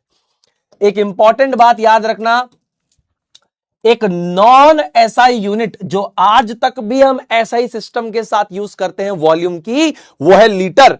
कौन सी, आपको एक बात बता दूं, बहुत ध्यान से सुनना। आप आज भी अगर दूध लेने जाते हो तो आप बोलते हो भैया 1 लीटर दूध देना, भैया 2 लीटर दूध देना, भैया 3 लीटर दूध देना, या 1 लीटर कोल्ड ड्रिंक की बोतल देना। ये वॉल्यूम की यूनिट है दोस्तों। और आपको बता दूं ये एसआई सिस्टम का पार्ट नहीं है, ये नॉन एसआई सिस्टम का पार्ट है। लेकिन ये यूनिट इतनी ज्यादा यूज होती थी, ये यूनिट इतनी ज्यादा यूज होती थी कि लोगों के दिमाग में एंड्योरेंस था कि हम तो लीटर ही यूज करेंगे इसके साथ। तो इसीलिए आज भी, जबकि ये यूनिट एसआई सिस्टम का पार्ट नहीं है, ये एक नॉन एसआई यूनिट है, स्टिल ये आज भी एसआई यूनिट्स के साथ यूज की जाती है। तो जब भी आप वॉल्यूम की यूनिट लिखेंगे तो थो ये एसआई सिस्टम का पार्ट नहीं है, बट लोग इतना ज्यादा इसको यूज करते थे कि आज भी हम वॉल्यूम के साथ यूनिट अगर हम लगा रहे हैं तो लीटर का इस्तेमाल होता है। ये एसआई यूनिट नहीं है, याद रखना, ये एसआई सिस्टम से नहीं निकली है, स्टिल ये यूनिट हमारे पास है, हम इसको यूज करते हैं, and that unit is called as litre. ठीक है, अब लीटर से रिलेटेड एक डायग्राम एनसीईआरटी में आता है, ये वाला डायग्राम आता है जिसमें बच्चे बहुत ज्यादा कंफ्यूज आते हैं, बोलते हैं भाई साहब ये क्या है ना भाई साहब ये क्या है। मैं आपको हर एक लाइन का मतलब समझाऊंगा, ये जो मतलब है ना, ये मतलब समझना इंपॉर्टेंट है, ये हर एक बात का मैं आपको मतलब समझाऊंगा। इसका मतलब क्या, ये चारों बराबर कैसे हैं, ये मैं अभी प्रूव करूंगा। How these 4 are equal, I will prove this. 3 मैं कराऊंगा, एक आपको होमवर्क में दूंगा, ध्यान से सुनना। देखो ये पार्ट 1 सेंटीमीटर, मान लो कि ये 1 सेंटीमीटर है, तो ये 1 2 3 4 5 6 7 8 9 10, टोटल ये पार्ट कितना हो गया। ये जो लेंथ हमारे पास है कितनी हो गई, 10 हो गई। सेम ये भी हमारे पास 10 होगी, और सेम ये भी हमारे पास 10 होगी। आप ध्यान से देखोगे 1 2 3 4 5 6 7 8 9 10, यू देखोगे ना 1 2 3 4 5 6 7 8 9 10, तो लेंथ ब्रेथ हाइट सब 10 सेंटीमीटर है। लेंथ ब्रेथ हाइट सब 10 सेंटीमीटर है। अब आप इससे क्या समझाना चाहते हो मेरे बड़े भाई, आप वो बताओ, एकदम ध्यान से सुनना, भेजे में चला जाएगा यूनिटरी मेथड से, इनको मैं प्रूव करूंगा। एक मेथड आपने फिजिक्स में सीख लिया है, एक अब आप केमिस्ट्री में मेरे से सीख लो। ध्यान से सुनना, जितने बच्चे सीरियसली पढ़ रहे हैं उदय वाले, ध्यान से सुनो। एक तुमने यूनिट कन्वर्जन का मेथड फिजिक्स में सीख लिया, N1 U1 is equals to N2 U2। एक मैं तुम्हें सिखाऊंगा यूनिटरी मेथड, ध्यान से सुनो, ध्यान से सुनना। अब देखो बेटा, इसका लेंथ 10 है, लेंथ ब्रेथ हाइट तीनों हमारे पास क्या है, 10-10 सेंटीमीटर है। इसका 1 लीटर से क्या कनेक्शन है वो मैं आपको समझाने जा रहा हूं। आपको एक क्यूब कंसीडर करना है जिसका लेंथ ब्रेथ और हाइट 10 सेंटीमीटर है। हम 1 लीटर को समझना चाह रहे हैं कि 1 लीटर कितना होता है। तो आपको कुछ नहीं करना है, आपको एक क्यूब लेना है जिसका लेंथ ब्रेथ और हाइट आपके पास 10 सेंटीमीटर हो। अच्छा ठीक है, तो अब आपने क्या करना है, इसका वॉल्यूम निकाल लेना है। ध्यान से सुनना, आप निकालेंगे इसका वॉल्यूम, तो volume of cube is equals to length into breadth into height is equals to 10 centimetre into 10 centimetre into 10 centimetre. तो 10 इंटू 10 इंटू 10 हमारे पास होता है basically 1000 centimetre into centimetre into centimetre हमारे पास होता है क्यूबिक सेंटीमीटर, यानी कि ये हो गया हमारे पास 1000 सेंटीमीटर क्यूब। ये हमारे पास हो गया वॉल्यूम ऑफ दिस क्यूब। इस क्यूब का जो वॉल्यूम है, यानी कि the space occupied by this cube is equals to 1000 centimetre cube. अब मैं आपको इससे प्रूव करूंगा कि 1 लीटर कितना होता है। 1 लीटर इसके बराबर कैसे होता है ये मैं आपको अभी प्रूव करूंगा। तो अगर आपके पास एक क्यूब है जिसका लेंथ ब्रेथ और हाइट अगर 10 सेंटीमीटर है, तो उसका जो स्पेस ऑक्यूपाइड होगा, यानी कि उसने कितनी जगह सराउंडिंग में घेरी है, वो है 1000 सेंटीमीटर क्यूब। और एक्चुअल में ये 1 लीटर होता है। कैसे होता है मैं आपको प्रूव करता हूं, ये मैं आपको अभी प्रूव करता हूं, ध्यान से सुनो, ठीक है। ये जो वैल्यू है 1000 सेंटीमीटर क्यूब, यही आपका 1 लीटर है। पर भैया आप इसको इन यूनिट्स के बराबर प्रूव कर सकते हो? हां, कर सकता हूं। यही चीज जो है ये आपका 1 लीटर माना जाता है। That is called as your 1 litre. इसी को 1 लीटर माना जाता है। What is 1 litre? अगर आपकी पानी की बोतल है, उसके अंदर 1 लीटर पानी है, आपको अगर उसको मेजर करना है, आप क्या करो, आप एक क्यूब बनाओ। आपको मेजर करना है कि पानी की बोतल में 1 लीटर पानी है। आपको मैं बताता हूं कैसे प्रूव करना है। आपने क्यूब बनाना है जिसका लेंथ, ब्रेथ और हाइट 10 सेंटीमीटर हो। वो क्यूब आपने बनाया, उसके अंदर 1 लीटर पानी की बोतल पूरी की पूरी खाली कर दो। ये एक्सपेरिमेंट मैंने पहले भी किया था, मैं आपको करके फिर से दिखाऊंगा। ये मेरा सेल्फ क्रिएटेड एक्सपेरिमेंट है, मैं आपको ये एक्सपेरिमेंट फिर से करके दिखाऊंगा। मैं आपके सामने एक क्यूब बनाऊंगा जिसका लेंथ, ब्रेथ और हाइट 10 सेंटीमीटर होगा, उसमें 1 लीटर की पूरी पानी की बोतल खाली करके दिखाऊंगा। तो आपको समझ में आएगा कि अगर किसी भी क्यूब का लेंथ, ब्रेथ और हाइट 10 सेंटीमीटर हो तो उसका जो वॉल्यूम होता है 1000 सेंटीमीटर क्यूब होता है, यानी कि वो वॉल्यूम 1 लीटर के बराबर होता है। समझ में आया? हाँ, ये मैं आपको एक्सपेरिमेंटली प्रूव करके दिखाऊंगा, टेंशन मत लेना। इसका वीडियो सुनील भैया क्रिएशंस के अंदर डल जाएगा। आपको ये मैं एक्सपेरिमेंट के माध्यम से प्रूव करके दिखाऊंगा कि ऐसा होता है। मैंने किया भी है, आपको करके दिखाऊंगा फिर से। अब देखो, एक और चीज समझना। ये तो ठीक है कि भैया 1000 सेंटीमीटर क्यूब 1 लीटर तो आ गया। आप ये प्रूव करके दिखाओ कि 1 लीटर में 1000 मिलीलीटर होते हैं। मैं प्रूव करके दिखाता हूं, ध्यान से सुनना। देखो, मैं यूनिटरी मेथड अप्रोच को यूज कर रहा हूं, जो बचपन में आपने यूज करी है ना। पूरी फिजिकल केमिस्ट्री इससे हो सकती है, यूनिटरी मेथड से। यानी कि एक पेंसिल 10 रुपए की है तो 10 पेंसिल कितने रुपए की? एक पेंसिल 10 रुपए की है तो 10 पेंसिल कितने रुपए की? यूनिटरी मेथड से करूंगा। ध्यान से देखो, अब आप ध्यान से फोकस करना, आपको मेरी बात समझ में आएगी। मैं आपको बोलता हूं 1 मिलीलीटर जो हमारे पास होता है, 1 मिलीलीटर जो होता है, उसमें कितने लीटर होते हैं? मैं आपसे बहुत ही बेसिक सी बात पूछता हूं, 1 मिलीलीटर में कितना लीटर होता है? तो आप बोलोगे हमें सुनील भैया ने बहुत अच्छे से समझाया था कि लीटर हमारे पास यूनिट है, उसके आगे लगता है प्रीफिक्स और प्रीफिक्स है मिली। सुनील भैया ने हमें समझाया था यूनिट होती है लीटर, इसके आगे लगता है प्रीफिक्स, ये है प्रीफिक्स जिसका नाम है मिली। मिली, तो मिली जो प्रीफिक्स होता है, सुनील भैया ने बताया था वो होता है 10 की पावर -3 का मल्टीपल, और लीटर का लीटर हम चेप देंगे तो 1 मिलीलीटर में 10 की पावर -3 लीटर होंगे। सुनील भैया ने सिखाया था। देखो देखो, मिली का मतलब देखो 10 की पावर -3 होता है, 10 की पावर -3, ठीक है। 10 की पावर -3, 10 की पावर -3, 10 की पावर -3। ध्यान से सुनो, फिर से समझा रहा हूं, मजा आ जाएगा। ये यूनिट है, यूनिट के पहले आता है प्रीफिक्स, प्रीफिक्स हमारे पास है मिली। मिली क्या होता है? 10 की पावर -3, 10 की पावर -3 लीटर का लीटर चेप दिया। सही है? हाँ सही है। अब 1 मिलीलीटर में 10 की पावर -3 लीटर होता है, तो 1 लीटर के अंदर कितने मिलीलीटर होंगे वो मैं डाल देता हूं, x मिलीलीटर होंगे। इसको समझने में आपको कोई पेन आ रहा है क्या?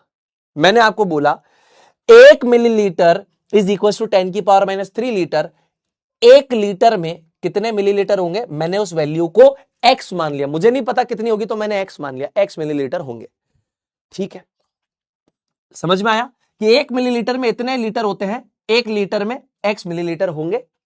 अब मैं क्या करूंगा? क्रॉस मल्टीप्लाई करूंगा, क्रॉस मल्टीप्लीकेशन कर लेते हैं, x इंटू 10 की power -3 is equals to 1 cross 1, 1 cross 1। और ये तो यहां पर हमारे पास क्या आ जाएगा? x is equals to 1 upon 10 की पावर -3, तो ये 10 की पावर 3 हो जाएगा। यानी x की वैल्यू कितनी हो गई? 10 की पावर 3 हो गई, यानी कि हमारे पास हो जाएगा 10 की power 3 millilitre is equals to 1 litre. खत्म बात।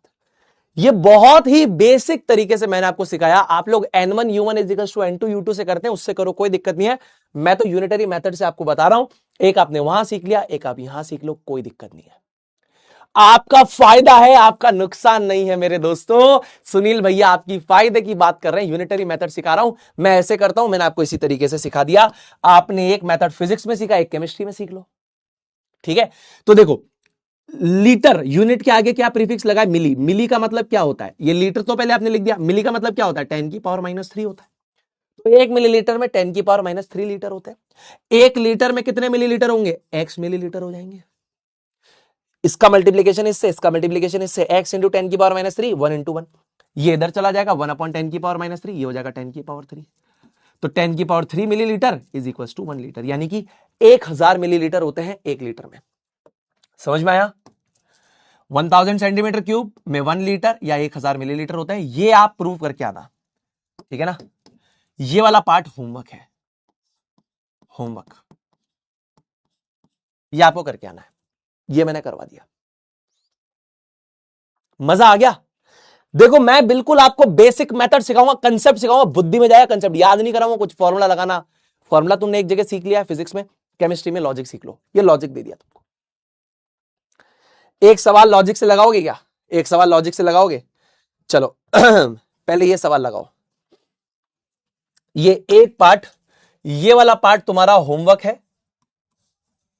ये वाला करके दिखाओ, ये वाला करके दिखाओ। 1 किलोमीटर में कितने मिलीमीटर होंगे, try to solve it. 1 kilometre में कितने हमारे पास मिलीमीटर होंगे, 1 किलोमीटर में हमारे पास कितने मिलीमीटर होंगे। Just try to solve this question.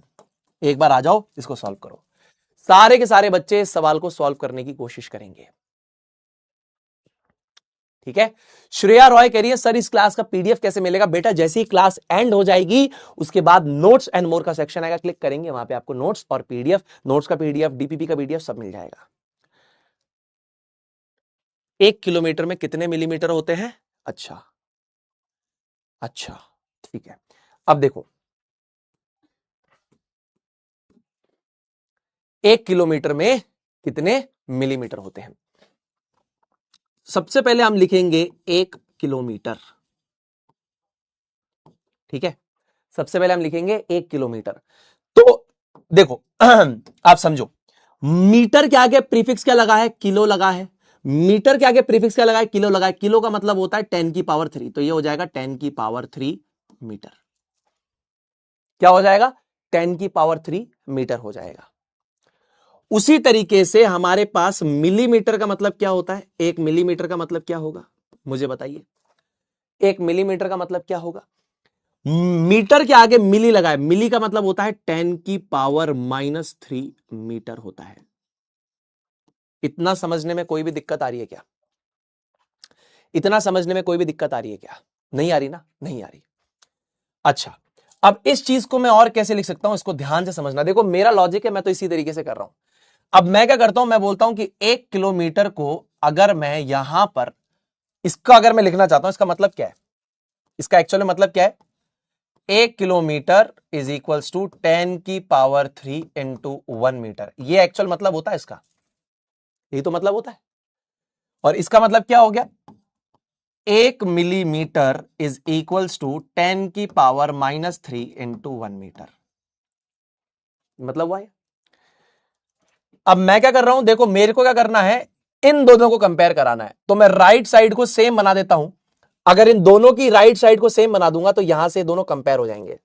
समझना, पहले मैं क्या करता हूं, 1 मीटर राइट पे रखने के लिए क्या करता हूं कि 1 किलोमीटर को 10⁻³ से डिवाइड कर दिया, ये नीचे भेज दिया, तो राइट साइड में आ गया 1 मीटर। इसको मैंने बोला इक्वेशन 1, ठीक है। उसी के साथ साथ मैंने क्या कर दिया, 1 मिलीमीटर को 10⁻³ से डिवाइड कर दिया, ये नीचे चला गया, तो यहां पर आ गया मेरे पास 1 मीटर। अब ये हो गई इक्वेशन नंबर 2, दो इक्वेशंस हो गई। मैं क्या करूंगा, from equation 1 and 2, from equation 1 and 2, इन दोनों इक्वेशंस को कंपेयर कराऊंगा। तो मेरे पास आ जाएगा 1 kilometre by 10⁻³ is equals to 1 millimetre upon 10 की पावर -3। तो यहां से आ जाएगा 1 किलोमीटर इज इक्वल्स टू, ये 10 की पावर 3 ऊपर जाएगा, अपॉन में 10 की पावर -3 इंटू 1 मिलीमीटर है हमारे पास। ये ऊपर जाएगा तो कितना हो जाएगा, 1 किलोमीटर इज इक्वल्स टू, ये ऊपर की तरफ जाएगा तो ऐड हो जाएगा 10 की पावर 6 मिलीमीटर। अब ये मेरा तरीका करने का, यूनिटरी मेथड से यूज करके, आप चाहें तो अपने तरीके से कर सकते हैं। ये हमारे पास हो जाएगा 10 की पावर 6 मिलीमीटर। आप चाहे अपने तरीके से कर सकते हैं, मैं रोक नहीं रहा। मैंने आपको अपना एक अप्रोच बता दी कि जिसमें मेरे को कुछ याद नहीं करना पड़ रहा, मेरे को किसी भी चीज को याद नहीं करना है। मैं जब भी, जैसे फॉर एग्जाम्पल अगर मैं किलोमीटर से अगर मिलीमीटर में जा रहा हूं तो मैं इनके बीच में कॉमन यूनिट ढूंढूंगा। कॉमन यूनिट क्या है, मीटर। इनके बीच में कॉमन यूनिट है मीटर, है ना। तो मैंने क्या कर दिया, 1 किलोमीटर, तो मीटर के आगे प्रीफिक्स क्या लगा है, किलो, तो 10 की पावर 3 मीटर। मीटर के आगे प्रीफिक्स लगा है मिली, तो 10 की पावर 3 मीटर। इसका मतलब क्या होता है, 10 की पावर -3 इंटू 1, 10 की पावर 3 इंटू 1, ये मतलब होता है।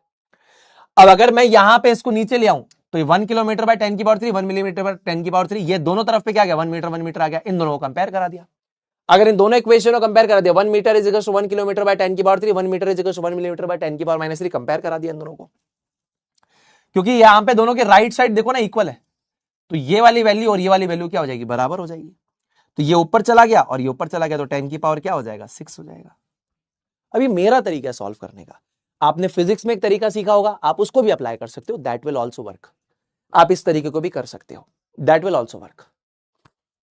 Both methods will work. आपको जो अच्छा लगता है, जो समझ में आए वो करो। ये मेरा तरीका है सवाल को तोड़ के करने का, लॉजिक लगा के करने का। आपको फॉर्मूला वाला सही लगता है, फॉर्मूला वाला करो, कोई मना ही नहीं है, ठीक है।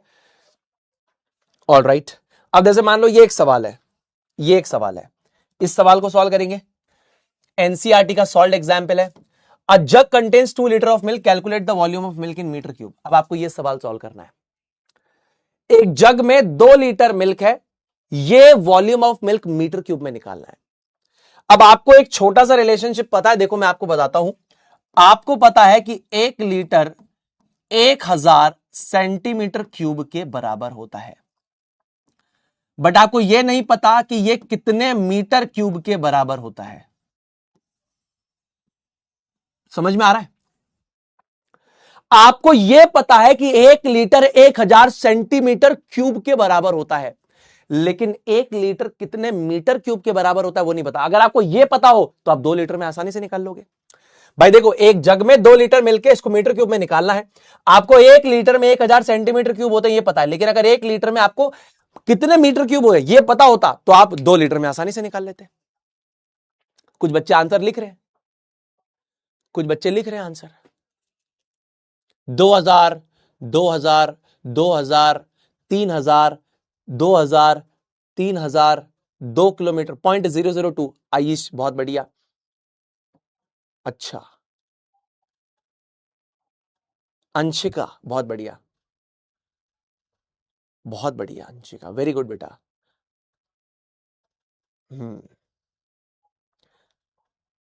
सोचो सोचो सोचो, कोई दिक्कत नहीं, आप सोचो। थोड़ा सा ना अपन को सोचना पड़ेगा, सोचने का डिमेंशन थोड़ा सा इंप्रूव और बढ़ाना पड़ेगा दोस्तों। We need to think more, हमें थोड़ा ज्यादा सोचना पड़ेगा, थोड़ा सोचना पड़ेगा। सोनाली वेरी गुड, सोचो। Kushagra very good, Tanya very good, very good very good very good, Diksha very good, बहुत बढ़िया। अब देखो सोचो, अब देखो मेरे को क्या पता है, मेरे को ही समझ में आएगा कि 1 लीटर 1000 सेंटीमीटर क्यूब के बराबर है। 1 लीटर में कितना मीटर क्यूब है, अगर मुझे वो पता लग जाता तो 2 लीटर में आसानी से निकल आता, लेकिन मेरे को पता ही नहीं है ना ये वैल्यू, तो मैं निकाल लेता हूं। अब मुझे ये पता है कि इन दोनों में रिश्ता है, अगर मैं इन दोनों के रिश्ते को निकाल के इससे रिलेट कराऊं तो गेम बन सकता है। देखो मेरे कहने का मतलब क्या है कि मुझे यह पता है कि 1 सेंटीमीटर का मतलब क्या होता है। मीटर के आगे एक प्रीफिक्स लगा है सेंटी, सेंटी का मतलब होता है 10 का पावर -2 और फिर हमने लगा दिया मीटर का मीटर। मीटर के आगे प्रीफिक्स लगा है सेंटी और उस सेंटी का मतलब होता है 10 की पावर -2, तो 10 की पावर -2 मीटर हो गया। आपने क्या करना है, आप दोनों तरफ को क्यूब करो, क्यूबिंग बोथ साइड्स। क्यों? अरे भैया ऐसा क्यों कर रहे हो? अरे मेरे भाई क्यूब्स में है ना, इसलिए दोनों तरफ को क्यूब कर रहा हूं। तो ये हो जाएगा 1 सेंटीमीटर क्यूब। यहां पर अगर आप दोनों तरफ पे क्यूब करोगे तो क्या हो जाएगा? 10⁻⁻⁶ मीटर क्यूब, है ना। दोनों तरफ पे अगर आपने क्यूबिंग कर दी है तो ये क्या हो जाएगा? 10⁻⁻⁶ मीटर क्यूब हो जाएगा। क्लियर है? अब दोनों तरफ आप मल्टीप्लाई बाय 1000 कर दो। Multiply both sides by 1000। 1000 centimetre cube का मीटर क्यूब से रिलेशन निकाल लेते हैं, लीटर में रिलेट कर पाएंगे। 1000 से मल्टीप्लाई कर दिया तो ये हो गया 1000 centimetre cubic. 1000 into 10⁻⁻⁶ metre cube. तो वैल्यू कितनी आ गई हमारे पास? 1000 centimetre cubic is equals to, ये हो जाएगा 10⁻⁻3 मीटर क्यूबिक। इसके बराबर हो गया ये। इसी चीज को आप कैसे लिख सकते हो? इसी चीज को आप कैसे लिख सकते हो? This can also be written as, इसी चीज को आप ऐसे भी लिख सकते हो कि 1000 centimetre cube is equal to 1 litre is equal to 0.001 metre cube. देखो मैं प्योर लॉजिक लगा के सॉल्व कर रहा हूं, कोई भी रटंत विद्या नहीं लगानी यहां पे, सीधा सिंपल लॉजिक लगाना है। मैंने आपको एक बात बोली, क्या मैंने बोला? भाई 1 लीटर 1000 सेंटीमीटर क्यूबिक के बराबर होता है। ये वैल्यू मीटर क्यूबिक में अगर मुझे पता लग जाए 1 लीटर की वैल्यू, तो 2 लीटर की वैल्यू से रिलेट करा लेंगे, आंसर आ जाएगा। भाई 2 लीटर दे रखा है, मीटर क्यूब में आपसे वॉल्यूम पूछा है, आपको 1 लीटर 1000 सेंटीमीटर क्यूब के बराबर पता है, लेकिन मीटर क्यूब में कितना होता है ये नहीं पता। तो आप अगर ये 1 लीटर कितना मीटर क्यूब के बराबर है वो निकाल लेते तो 2 लीटर की वैल्यू को रिलेट करा लेते, आंसर आ जाता। हम क्या करते हैं, इन दोनों के बीच में रिलेशन निकाल लेते हैं। मैंने क्या करा, मुझे पता है मीटर के आगे लगा हुआ है सेंटी, तो सेंटी का मतलब होता है 10⁻⁻², तो 1 centimetre is equal to 10⁻⁻² metre. दोनों तरफ क्यूब कर दिया तो ये 1 सेंटीमीटर क्यूब हो गया, और यहां पर क्यूब करने का मतलब क्या है कि ये 3 से ऊपर क्या मल्टीप्लाई हुआ होगा, तो 10⁻⁻6 और ये हो गया मीटर क्यूब। दोनों तरफ 1000 से मल्टीप्लाई कर दिया, 1000 centimetre cube is equals to 1000 multiply by 10⁻⁻6 कितना हो जाएगा? 10⁻⁻3 हो जाएगा। तो यानी कि 1 लीटर 1000 सेंटीमीटर क्यूब, और ये 10⁻⁻3 को आप ऐसे नहीं लिख सकते हो, 1/10⁻³ नहीं लिख सकते हो, 0.001 नहीं लिख सकते, बिल्कुल लिख सकते हो, ये इसके बराबर हो गया, है ना। इसी चीज को तो आपने ऐसे लिखा है ना, ये वाली जो चीज है इसको आप 0.001 मीटर क्यूबिक भी तो लिख सकते हो। अब 1 लीटर की वैल्यू मीटर क्यूब में कितनी वो आ गई हमारे पास, तो हम यहां से रिलेशन लगा देंगे, यूनिटरी मेथड लगाएंगे। देख रहे हो बेटा, समझ में आ रहा है, मजा आ रहा है? ये देखो उदय वालों, 1 litre is equals to 0.001 cubic metre. तो 2 लीटर किसके बराबर हो जाएगा? 2 लीटर हमारा बराबर होगा x मीटर क्यूब के। मुझे नहीं पता ये वैल्यू कितनी, तो मैंने x लिख दिया। 1 लीटर 0.001 मीटर क्यूब के बराबर है, तो 2 लीटर में x होगा, क्रिस और क्रॉस करेंगे तो x into 1 is equals to 0.001 into हमारे पास हो जाएगा 2, तो ये हो जाएगा 0.002। That is the value of x। 1 litre अगर 0.001 मीटर क्यूब के बराबर है तो 2 लीटर 0.002 मीटर क्यूब के बराबर होगा, ठीक है ना। तो यानी कि हमारे पास आंसर क्या हो जाएगा? 0.002 metre cube is equals to 2 litre. सीधा सा फाइनल आंसर। क्लियर हुआ? कुछ रटने के लिए नहीं बोल रहा, देखो भाई मैं आपको सिंपल, देखो मैंने कोई फॉर्मूला नहीं बताना है आपको, मैंने कोई फॉर्मूला नहीं बताया, मैं सिर्फ और सिर्फ सवाल को लॉजिक पे सॉल्व कर रहा हूं। This is what is called as logic, problem solving logic पे करने की। हम लॉजिक पे सॉल्व कर रहे हैं प्रॉब्लम्स को, we are not solving the problems on the basis of the फॉर्मूले, we are solving them on the basis of the logic. Logic से फॉर्मूला आता है, मैंने डायरेक्टली आपको लॉजिक ही दे दिया। कुछ रटा आपने? आपको पता है 1 लीटर 1000 सेंटीमीटर क्यूब के बराबर है, आपको रिलेशन निकालना है 1 लीटर का मीटर क्यूब में, अब आप कैसे निकालोगे? इन दोनों के बीच का रिलेशन यूज करना है। तो मैंने 1 सेंटीमीटर, सेंटीमीटर में मीटर के आगे ये लगा हुआ है सेंटी, ये प्रीफिक्स का मतलब होता है 10 की पावर -2, तो 1 सेंटीमीटर 10 की पावर -2 मीटर के बराबर हो गया। दोनों तरफ क्यूब कर दिया तो 1 centimetre cube is equals to क्या होगा? 10 की पावर -6 मीटर क्यूब। अब इसको 1000 बना लेते हैं, तो 1000 बनाने के लिए 1000 से दोनों तरफ मल्टीप्लाई कर दिया, दोनों तरफ 1000 से अगर मल्टीप्लाई कर दिया तो ये वाली वैल्यू कितनी हो जाएगी? 10 की पावर -3 हो जाएगी। 10 की पावर -3 का मतलब क्या हो गया? 1/10 की पावर 3, यानी वैल्यू कितनी हो गई? 0.001 हो गई, है ना? 0.001 हो गई। 0.001 metre cube is equals to 1 litre है, तो 2 लीटर किसका हो जाएगा? 2 लीटर हो जाएगा 0.002, खत्म का। क्लियर है? लॉजिक समझ में आया? मजा आया? इस तरीके से सवालों को सॉल्व करना होता है। अगर आपको समझ में आ रहा है, लॉजिक ओपी लग रहा है, तो एक बार कमेंट में लग दो लॉजिक ओपी कि सुनील भाई आपके लॉजिक तगड़े हैं, मजा आ रहा है। एक तरीका फिजिक्स में सीख लिया, एक तरीका केमिस्ट्री में सीख लिया, मजा ही आ गया ताबड़तोड़। लॉजिक ओपी लिख दो अब कि मजा आ रहा है। 2 तरीके सीख लिया तुमने, एक फिजिक्स में सीखा N1U1 = N2U2, एक यहां केमिस्ट्री में सीख लो। एक मैंने तुम्हें सिखा दिया, एक तुमने वहां सीख लिया। लॉजिक ओपी लिख दो। देखो तुम्हें मजा आना चाहिए भाई, मैं तुम्हें मजे दिलाने के लिए कर रहा हूं ये चीजें। फॉर्मूला भूल गए, अप्रोच आनी चाहिए कि हमारे को सॉल्व कैसे करना है। आपको अप्रोच अगर आ जाएगी तो आपको सवाल बनाना आ जाएगा। सारा गेम अप्रोच का होता है। एग्जाम में आप सवाल को कैसे तोड़ते हो वो ज्यादा इंपॉर्टेंट है। तो देखो यार, मैं फॉर्मूले वाली अप्रोचेस नहीं देता, मैं बोलूंगा आप तोड़ना सीखो सवाल को। अच्छा, ये जो अप्रोच आपने दी है आपकी है, 100% मेरी खुद की अप्रोचेस है। ये मेरा तरीका है सवाल को सॉल्व करने का, जो मैंने आपको सिखाया। ये आपको किसी बुक में नहीं मिलेगा। This is my way of solving this problem. मेरे को अगर लगता है कि मेरे को सॉल्व करना है तो I am using my brain, इसको ऐसे सॉल्व करते हैं। ठीक है, आप अपना तरीका यूज कर सकते हो। You are free to use your own way and own methods. आपको जैसे सही लगता है आप करो, कोई दिक्कत नहीं है। आ जाओ अब मेरे दोस्तों, अगला टर्म हमारे पास है density and it's units. Density का मतलब क्या होता है बेटा? डेंसिटी का मतलब होता है घनत्व। क्या मतलब होता है दोस्तों? इसका मतलब होता है घनत्व। डेंसिटी का सिंपल मतलब होता है घनत्व। अब घनत्व का मतलब क्या है? देखो, एक मान लो आपकी क्लास में, आप 11th क्लास में हो, ठीक है। आप 11th क्लास में जाते हो, 11th ए और 11th बी। 11th ए जो क्लास है और 11th बी जो क्लास है, उनका जो एरिया यानी कि जो स्पेस है वो बराबर है।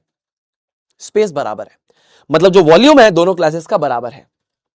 11th ए क्लास जितनी बड़ी है उतनी 11th बी क्लास बड़ी है, यानी जहां पे आप बैठते हो वो जगह दोनों की दोनों बराबर है, यानी कि वॉल्यूम बराबर है। अब 11th ए में 50 बच्चे हैं, लेकिन 11th बी में 150 बच्चे हैं। 150 बच्चे हैं। सेम वॉल्यूम की क्लास में 11th ए में 50 बच्चे बैठे हैं, 11th बी में 150 बच्चे बैठे हैं। तो अगर आपसे कोई पूछता है डेंसिटी ज्यादा किसकी होगी, तो आप क्या बोलोगे? किसकी डेंसिटी ज्यादा होगी? बताओ बताओ, किसकी डेंसिटी ज्यादा होगी? आपको पता है डेंसिटी ज्यादा किसकी होगी? डेंसिटी ज्यादा होगी बी की। आपके पास 2 क्लासेस हैं, ए और बी, है ना? दोनों का वॉल्यूम सेम है। इसमें 50 बच्चे बैठे हैं, इसमें 150 बच्चे बैठे हैं। तो जिसमें 150 बच्चे बैठे हैं ना, इसका मास पर यूनिट वॉल्यूम आपके पास ज्यादा है, ज्यादा डेंसिटी होगी, ज्यादा घनत्व होगा। Yes, very good. तो डेंसिटी क्या होता है? एक पर्टिकुलर वॉल्यूम में कितना अमाउंट ऑफ मैटर है, दैट इज डेंसिटी। 11th ए का वॉल्यूम 11th बी का वॉल्यूम सेम है, लेकिन 11th ए में 50 बच्चे बैठे हैं, यहां पे 150 बच्चे बैठे हैं। तो एक पर्टिकुलर वॉल्यूम में कितना मैटर प्रेजेंट है वो डेंसिटी है। अब 11th बी के वॉल्यूम वी में 150 बच्चा बैठा है, 11th ए में मात्र 50 बैठा है। तो कितना मैटर एक पर्टिकुलर वॉल्यूम में प्रेजेंट है, that is called as density. जितना ज्यादा मैटर प्रेजेंट होगा उतनी ज्यादा डेंसिटी होगी, उतना ज्यादा वो चीज कॉम्पैक्ट है। समझ में आ गई बात? क्लियर हो गई बात? जी क्लियर हो गई बात। So the amount of matter occupied per unit volume, यानी एक पर्टिकुलर आयतन में कितना मैटर या पदार्थ प्रेजेंट है वो डेंसिटी है। डेंसिटी हमें एक तरीके से यह भी बताती है कि कोई चीज के पार्टिकल्स कितना आपस में क्लोज है। कितने आपस में क्लोज है? जितने आपस में पार्टिकल्स क्लोज है उतनी ज्यादा डेंसिटी होगी, क्योंकि उस पर्टिकुलर वॉल्यूम में उतने ज्यादा पार्टिकल्स होंगे। तो सिंपल डेंसिटी का मतलब है कि पर्टिकुलर वॉल्यूम में कितना मैटर प्रेजेंट है वही उसकी डेंसिटी यानी कि घनत्व है। ठीक है जी। अब इसकी डिराइव्ड यूनिट अगर आपको निकालनी है तो इसकी डिराइव्ड यूनिट क्या होती है? डेंसिटी हमारे पास मास पर यूनिट वॉल्यूम का रेशियो होता है। It is nothing but the ratio of mass by volume. अब मास की यूनिट हमारे पास क्या होती है? मास की यूनिट हमारे पास होती है किलोग्राम, और वॉल्यूम की यूनिट हमारे पास होती है क्यूबिक मीटर। इसकी हमारे पास एसआई यूनिट होती है किलोग्राम, वॉल्यूम की डिराइव्ड यूनिट हमारे पास होती है क्यूबिक मीटर। तो ये ऊपर की तरफ चला जाएगा तो किलोग्राम, बीच में एक रेज्ड डॉट दैट इज इंटरपंक्ट, और फिर ये हो जाएगा m-3। ये हमारे पास हो जाएगा किलोग्राम मीटर -3, है ना। तो यह किलोग्राम पर क्यूबिक मीटर, ये हमारे पास हो जाएगा। ठीक है जी सुनील भैया। अच्छा, डेंसिटी को रिप्रेजेंट करने के लिए आप कौन से टर्म्स का, सिंबल्स का इस्तेमाल करते हैं? या तो कैपिटल डी का इस्तेमाल करते हैं या फिर आप रो का इस्तेमाल करते हैं। ठीक है ना, ये हमारे पास क्या कहलाता है? ये हमारे पास कहलाता है रो, RHO, रो। तो या तो कैपिटल डी या फिर रो का इस्तेमाल करते हैं डेंसिटी को रिप्रेजेंट करने के लिए। ये एक तरीके से लैटिन सिंबल है, ये एक तरीके से ग्रीक सिंबल है, याद रखना। ठीक है, चलो अब देखो, कभी कभी क्या होता है हमारे पास, कभी कभी क्या होता है हमारे पास दोस्तों, ध्यान से समझेंगे इस बात को। कभी कभी ये जो यूनिट्स है हमारे पास बड़ी हो जाती है, तो इनको हम छोटी यूनिट्स की जगह यूज करते हैं, मतलब इनकी जगह हम छोटी यूनिट्स यूज करते हैं। जैसे यहां पे किलोग्राम है, तो मास को हमने ग्राम में एक्सप्रेस कर दिया, और मीटर क्यूब की जगह हमने सेंटीमीटर क्यूब में एक्सप्रेस कर दिया। तो इसकी डेंसिटी की अनदर यूनिट हमारे पास क्या बन जाती है? थोड़ी सी स्मॉलर यूनिट हमारे पास क्या बन जाती है? ग्राम पर सेंटीमीटर क्यूब बन जाती है। तो this unit is quite large and a chemist often expresses the density in gram per centimeter cube। यानी कि केमिस्ट्री में अगर हमें डेंसिटी को एक्सप्रेस करना है तो ग्राम पर सेंटीमीटर क्यूब में करते हैं। कौन है भाई? व्हाट हैपेंड भाई, क्या हो गया? पता नहीं, बार बार कांच को ठक ठक कर रहे हैं। एक सेकंड देना दोस्तों।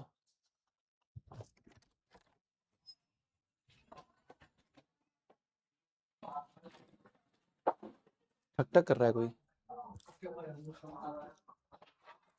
देख लो यार, है ना, ठक ठक की आवाज आ रही है बार बार, वो कांच पे ठक ठक ठक ठक ठक ठक कर रहे हैं। हाँ, ठक ठक कर रहे हैं वो, मना करो, कांच पे ठक ठक की आवाज आ रही है उधर से। ठीक है, क्लियर है भाई? हाँ।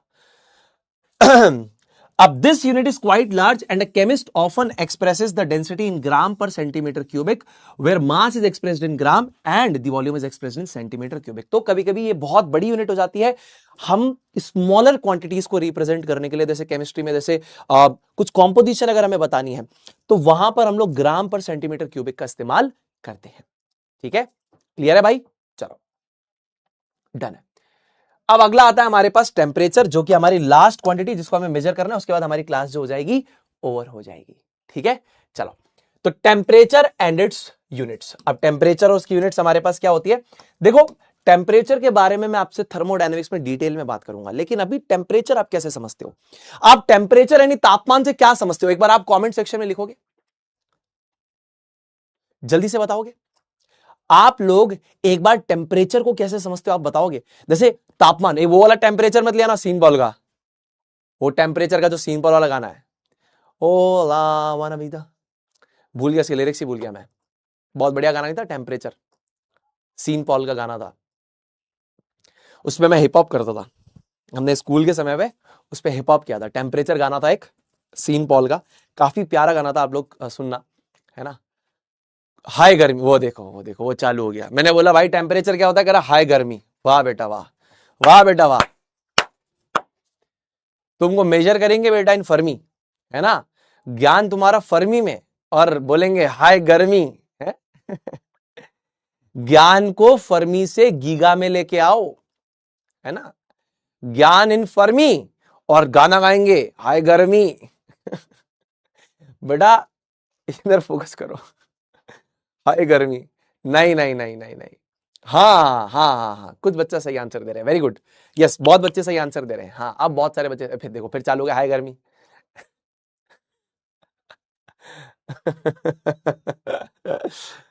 अलग ही, मतलब नॉटी बॉयज है यार, कुछ तो एकदम ऐसे नॉटी बॉयज है ना, मजा आता है इनको ये सब करने में। हाँ, degree of hotness and cold, yes yes, very good very good, आ गया, बहुत बढ़िया बहुत बढ़िया। क्या बात है भाई, क्या बात है। चलो कोई बात नहीं, ठीक है। ये सब मस्ती मजाक भी क्लास में चलना चाहिए, कोई दिक्कत वाली बात नहीं है। ये मस्ती मजाक क्लास में चलना भी चाहिए, ठीक है। बस अभद्र नहीं होना, किसी से ऐसे अभद्रता नहीं होनी चाहिए कि अपन किसी को कुछ गलत बोल रहे हैं। बाकी ये मस्ती मजाक इतना तो चलना चाहिए, ठीक है। इतना तो इट वर्क्स, है ना। वो लिख रहा हाय ठंडी। हाँ वैसे एक ऐड आती थी वो ठंडी वाली, है ना। चलो मेरे को लगता है उसी से आपने कनेक्ट किया होगा इसको, ठीक है। कोई बात नहीं दोस्तों, इधर आ जाओ, फोकस करते हैं इधर, ठीक है ना। तो तापमान बोलते हैं। अब देखो, अगर सरल भाषा में क्लास 8, 9, 10 में जैसा आपने समझा, तापमान का मतलब क्या होता है? It is nothing but the degree of hotness और coldness of body. Degree of hotness और कोल्डनेस ऑफ बॉडी, यानी कोई चीज कितनी ज्यादा गर्म है या कितनी ज्यादा ठंडी है, उसको हम कैसे नापते हैं? उसको हम टेम्परेचर से नापते हैं, यानी तापमान के तरीके से नापते हैं। कोई चीज कितनी ज्यादा गर्म है, कितनी ज्यादा ठंडी है, उसको हम तापमान में नापते हैं कि अरे इसका तापमान इतना है, अरे इसका तापमान इतना है। तो टेम्परेचर की मदद से हम उस चीज को नापते हैं। अब टेम्परेचर जो है उसकी यूनिट्स हमारे पास क्या क्या होती हैं? तो जो जनरली हम टेम्परेचर की 3 यूनिट्स के बारे में चर्चा करेंगे, उसमें से एक हमारे पास है, the very first is the degree Celsius, second is degree Fahrenheit and third is kelvin. हमारे पास 3 यूनिट्स हैं जिसमें कि हम टेम्परेचर को मेजर करते हैं। अब जो सबसे पहली चीज आपको यहां पर समझनी है, वो सबसे पहली चीज आपके पास यहां पर क्या होनी चाहिए, वो मैं आपको यहां पर बताता हूं, है ना। वो मैं आपको यहां पर बताता हूं, ठीक है। आ जाओ, मैं आपको यहां पर वो 3 चीजें बताता हूं। सबसे पहला यूनिट लिखते कैसे? अब यूनिट को क्या ऐसे लिखते हैं, मैं आपसे पहले पूछता हूं, आप बताना कि इसमें से कौन सा करेक्ट तरीका है यूनिट को लिखने का। 4 चीजें लिखता हूं मैं यूनिट को कैसे लिखूंगा? मैं यूनिट को ऐसे लिखूं, ऐसे लिखूं, मैं यूनिट को ऐसे लिखूं, या मैं यूनिट को ऐसे लिखूं? What is the correct way to write this unit? What is the correct way to write this unit? देखो, आपके पास 3 यहां पर यूनिट्स के तरीके हैं, जो और भी बहुत सारे हो सकते हैं, जैसे डिग्री रैंकाइन भी आपके पास है। आप चाहें तो खुद की टेम्परेचर की स्केल भी बना सकते हैं, बट वो यूनिवर्सली एक्सेप्ट नहीं होगी। अगर यूनिवर्सली एक्सेप्ट हो जाती तो खुद की स्केल भी बना सकते हो, यूनिट्स आप खुद की भी बना सकते हो, उसमें कोई दिक्कत नहीं है। अच्छा, इनमें लॉजिक चलता है, उस लॉजिक का इस्तेमाल करके खुद की टेम्परेचर स्केल भी बना सकते हो, कोई बड़ी बात नहीं है। अब टेम्परेचर का मतलब होता है डिग्री ऑफ हॉटनेस और कोल्डनेस ऑफ बॉडी, यानी कोई बॉडी कितनी ज्यादा गर्म या कितनी ज्यादा ठंडी है, वो होता है हमारे पास टेम्परेचर।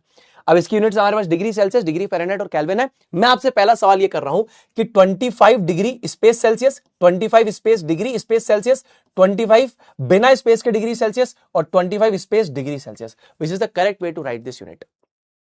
सारे सही है। कोई कह रहा है थर्ड और फोर्थ, कोई कह रहा है फोर्थ, कोई कह रहा है थर्ड, कोई कह रहा है फोर्थ। चलो इसमें पोल दे देते हैं, एक बार ABCD करना है, इस पे एक बार ABCD करना, कौन सा सही तरीका है? दिस इज ABCD, बताना एक बार। हाँ यार, ये तो मजेदार लग रहा है।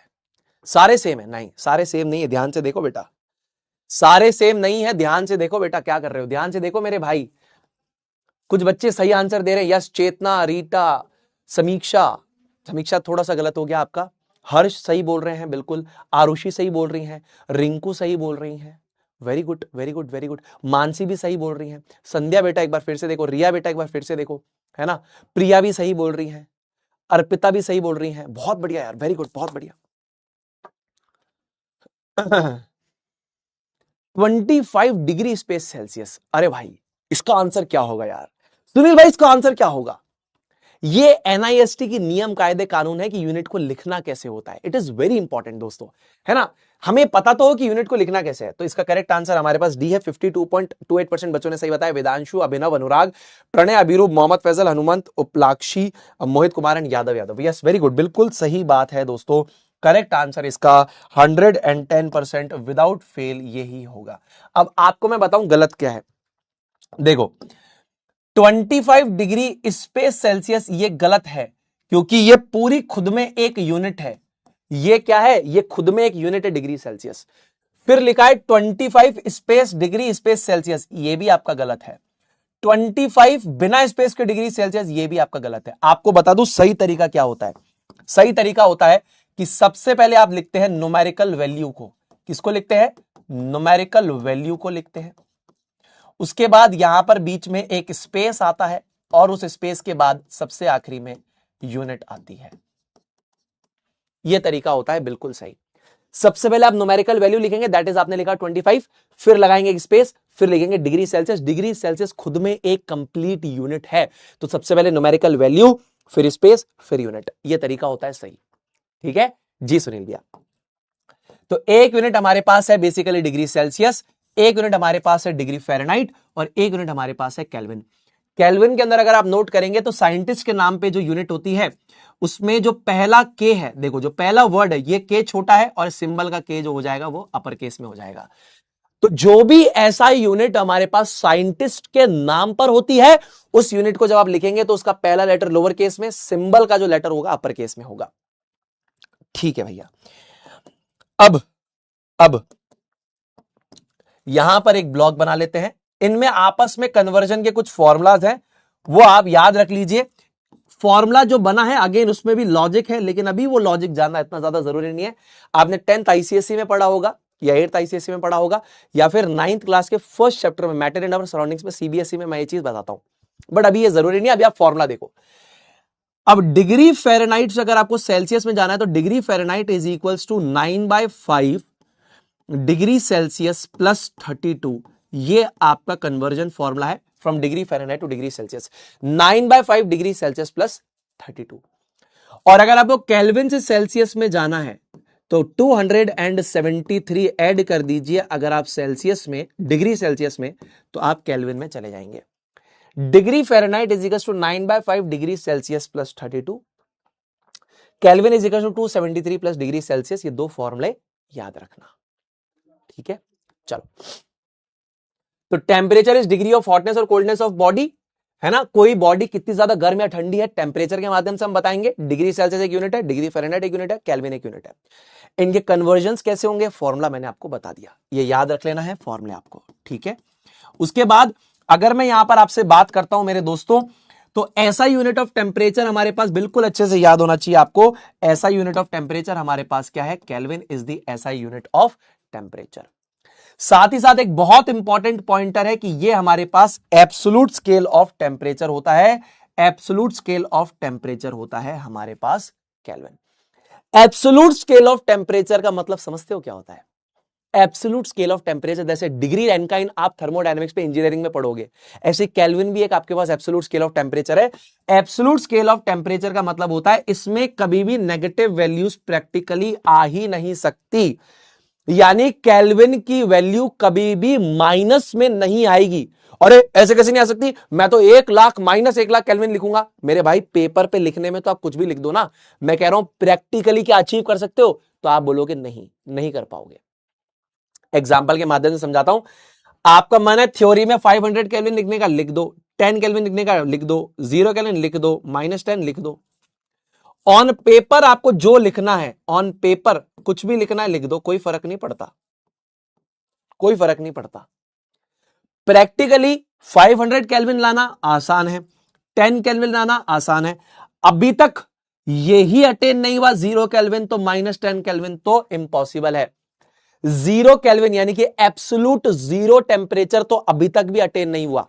मैं आपको बता दूं, अभी तक भी जो हम टेम्परेचर प्रैक्टिकली अटेन कर पाए हैं वो 0.000068 समथिंग करके कुछ है, लेकिन एक्चुअल में जो कंप्लीट 0 है वो टेम्परेचर तो अभी तक प्रैक्टिकली अटेन ही नहीं हुआ। तो जब मेरे भाई तुम 0 अटेन नहीं कर पाए तो -10 केल्विन कहां से आएगा? ठेंगा कभी नहीं आ सकता, सीधा ठेंगा नहीं आ सकता। अरे मेरे भाई जब आप 0 केल्विन को अटेन नहीं कर पाए हैं तो -10 केल्विन कहां से अटेन होगा? How is this even possible? हम कैसे बोल रहे हैं बात? जब 0 केल्विन नहीं कर पाए तो -10 केल्विन कैसे अटेन होगा? सीधी सी बात है। तो याद रखिएगा ये ऐसा यूनिट ऑफ टेम्परेचर होने के साथ एब्सोल्यूट स्केल ऑफ टेम्परेचर भी है, यानी इसमें नेगेटिव वैल्यूज प्रैक्टिकली पॉसिबल नहीं है। ठीक है सुनील भैया, डन है।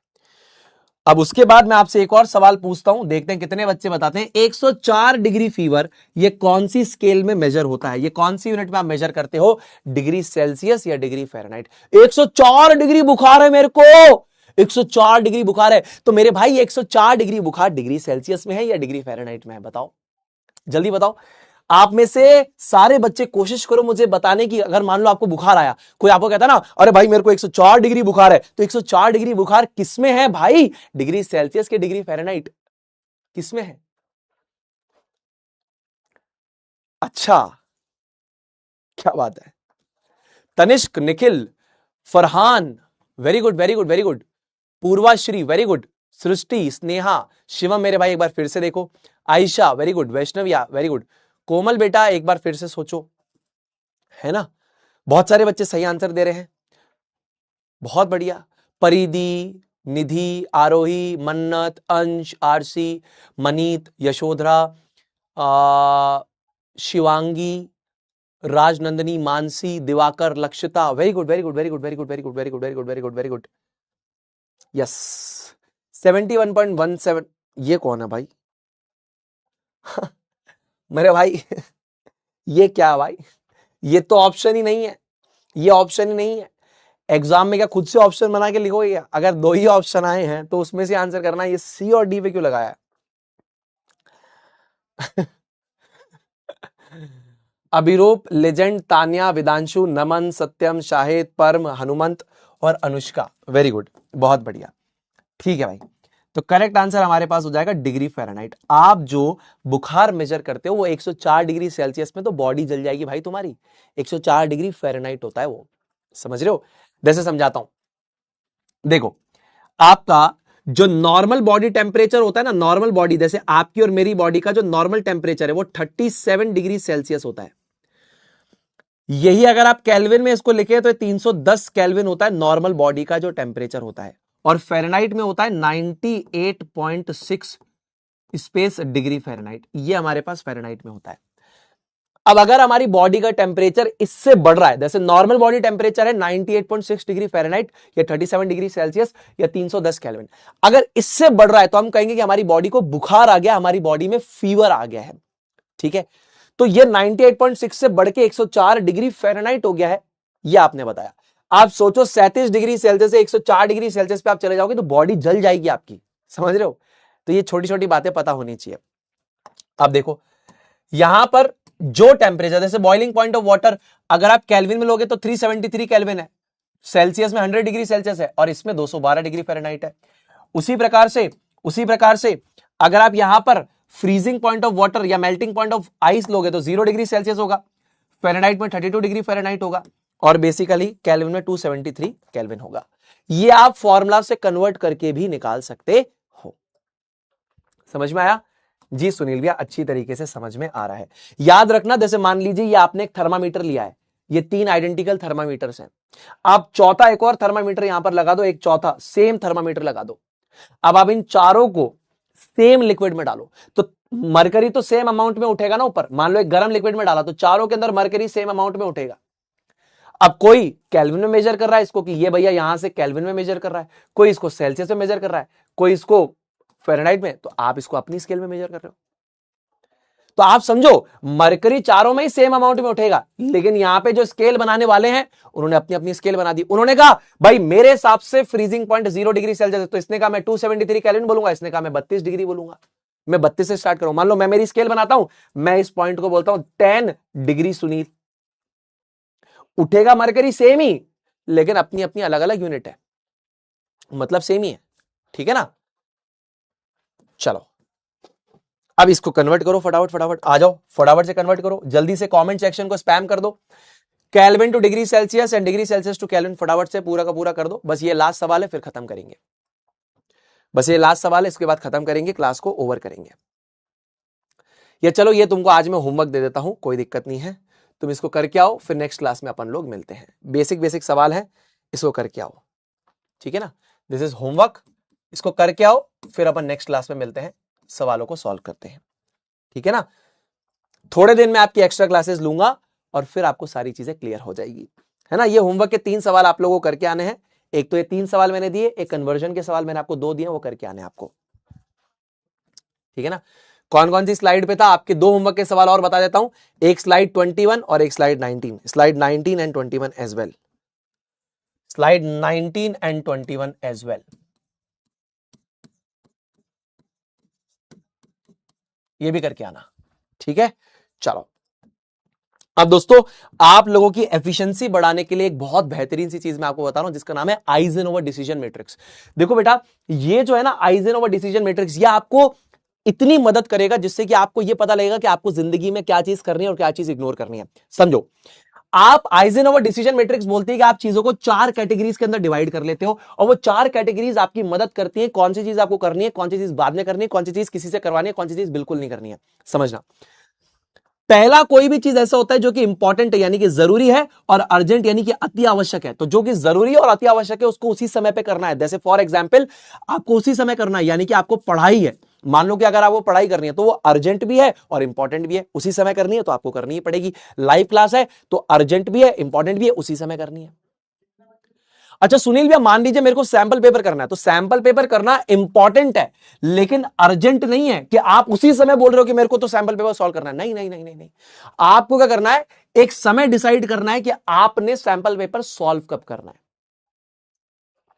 साथ ही साथ कुछ चीजें होती हैं जो कि इंपॉर्टेंट नहीं होती है लेकिन अर्जेंट होती है। मान लीजिए आपके लिए इंपॉर्टेंट नहीं है, आपके घर में मान लीजिए अभी दूध खत्म हो गया, आपके लिए जरूरी नहीं है लेकिन ये घर के लिए बहुत ज्यादा अति आवश्यक है। तो आपने क्या बोला, अगर दूध खत्म हो गया तो आपने छोटे भाई को बोला भाई तू लिया, ये छोटी बहन को बोला बहन तू लिया। सिंपल। तो ये डेलीगेट करना यानी कि काम दूसरों को सौंपना। और फिर आता है, ना तो इंपॉर्टेंट है और ना ही अर्जेंट है, यानी कि इस काम को पूरी तरीके से जीवन से डिलीट कर देना है। जैसे फॉर एग्जाम्पल सोशल मीडिया, ना तो जरूरी ना तो अति आवश्यक है, उड़ा दो। ठीक है ना। हाँ, अब कुछ बच्चे बोलेंगे यूट्यूब, अरे मेरा मतलब यह है जो बिल्कुल जरूरी नहीं है उसको हटा दो। सोशल मीडिया भी अगर आपको लग रहा है कि इंस्टाग्राम चलाना है, टेलीग्राम चलाना है तो चलाओ, एक टाइम फिक्स कर दो, उतनी देर ही चलाना है, उसके बाद नहीं चलाना। ठीक। अब आपको एक बढ़िया सी कहानी सुनाता हूं, real incident of my life, एकदम बिल्कुल सच्ची घटना मैं आपको सुनाने जा रहा हूं, ध्यान से सुनना। तो दोस्तों क्या है कि मैंने ना मेरा पासपोर्ट बनवाया था अभी अप्रैल के मंथ में। ठीक है ना, यानी कि पिछले महीने मैंने मेरा पासपोर्ट बनवाया था। अब जब मैंने मेरा पासपोर्ट बनवाया तो मैं पासपोर्ट सेवा केंद्र गया। पासपोर्ट सेवा केंद्र में आपके डॉक्यूमेंट्स सबमिट होते हैं, उसके बाद बेसिकली क्या होता है, पुलिस वेरिफिकेशन होता है। तो मुझे पुलिस वेरिफिकेशन के लिए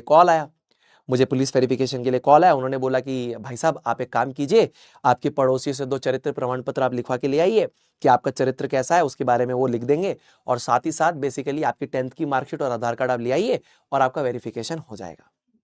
ठीक है भाई।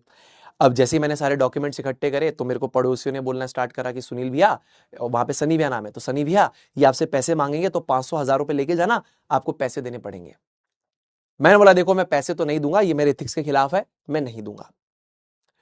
अच्छा, मैं जाने वाला था तो मेरे दोस्तों ने भी मुझे यही चीज बोली, जो भी सुन रहा है कि भाई जा रहा है, सन्नी जा रहा है पासपोर्ट के लिए, पुलिस स्टेशन जा रहा है वेरिफिकेशन के लिए, हर कोई बोल रहा है पैसे मांगेंगे। अपन ने कहा देखो भैया पैसे तो नहीं देंगे, पासपोर्ट बनता है नहीं बनता है वो बात की बात है, पैसे तो नहीं दूंगा। ठीक है। ठीक है भाई, अपन पहुंचे पुलिस स्टेशन। बाहर वो पुलिस वाले सर जो थे वो खड़े ही थे, वो लोगों से बात कर रहे थे, उनका बैच लगा था। तो मैंने जाके बोला, मैंने कहा सर आपने मेरे को कॉल किया था और मेरा पासपोर्ट का वेरिफिकेशन है। तो उन्होंने बोला अच्छा अच्छा, आपसे सुबह बात हुई थी। मैंने कहा हाँ सर। तो बोला आ जाओ आ जाओ भाई साहब आ जाओ। सर डॉक्यूमेंट लिए और लेकर राइट साइड में कमरे में ले गए। जाते क्या बोलते हैं, सर टीका लगा है, जाते ही बोलते हैं अरे आप तो महादेव के भक्त हो। मैंने कहा हाँ सर। एक काम करो, महादेव के नाम पे 500 1000 रुपए दे दो, बढ़िया हो जाएगा काम आपका, यूं करवा देंगे काम। मैंने कहा सर मैं 1% सोच रहा था कि शायद मैं काम करवाने के लिए पैसे दे दूं, 99% मैं सोच रहा था नहीं दूंगा, अब सर 100% है मैं नहीं दूंगा। तो बोले पैसे नहीं दोगे तो भाई काम कैसे होगा। मैं कहा सर मैं ना अपनी क्लास में इंसानियत ज्ञान देता हूं, बच्चों के एथिक्स डेवलप करता हूं कि सही गलत करना है जीवन में, सही और गलत के एथिक्स डेवलप करता हूं उनके अंदर।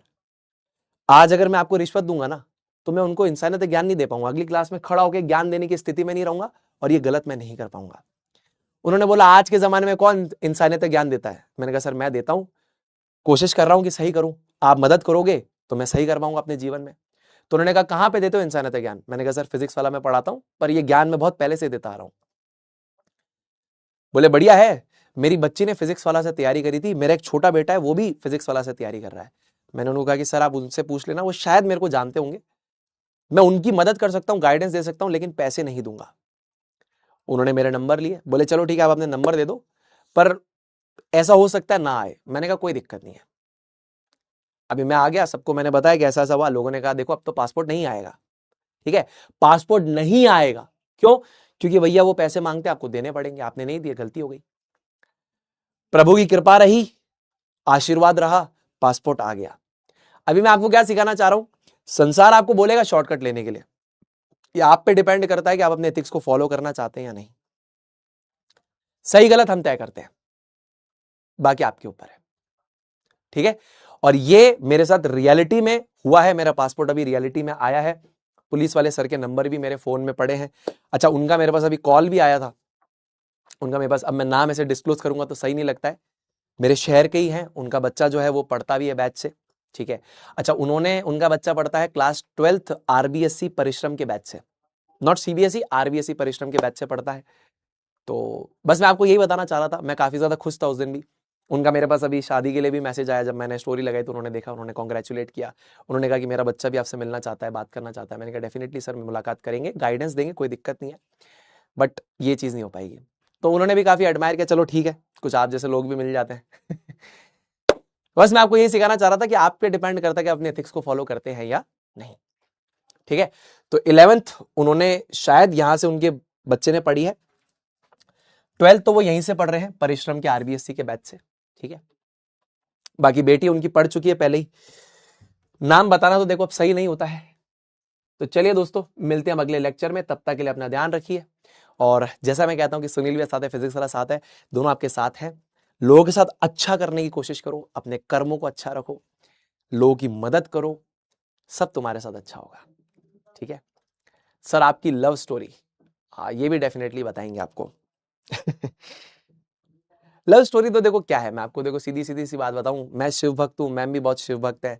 मैंने जब उनके वो रील्स देखे तो मुझे बहुत अच्छा लगा कि यार मेरे जैसे कलयुग में भी कोई ऐसा इंसान है जो मेरे जैसा है, शायद वो भक्ति भाव में है।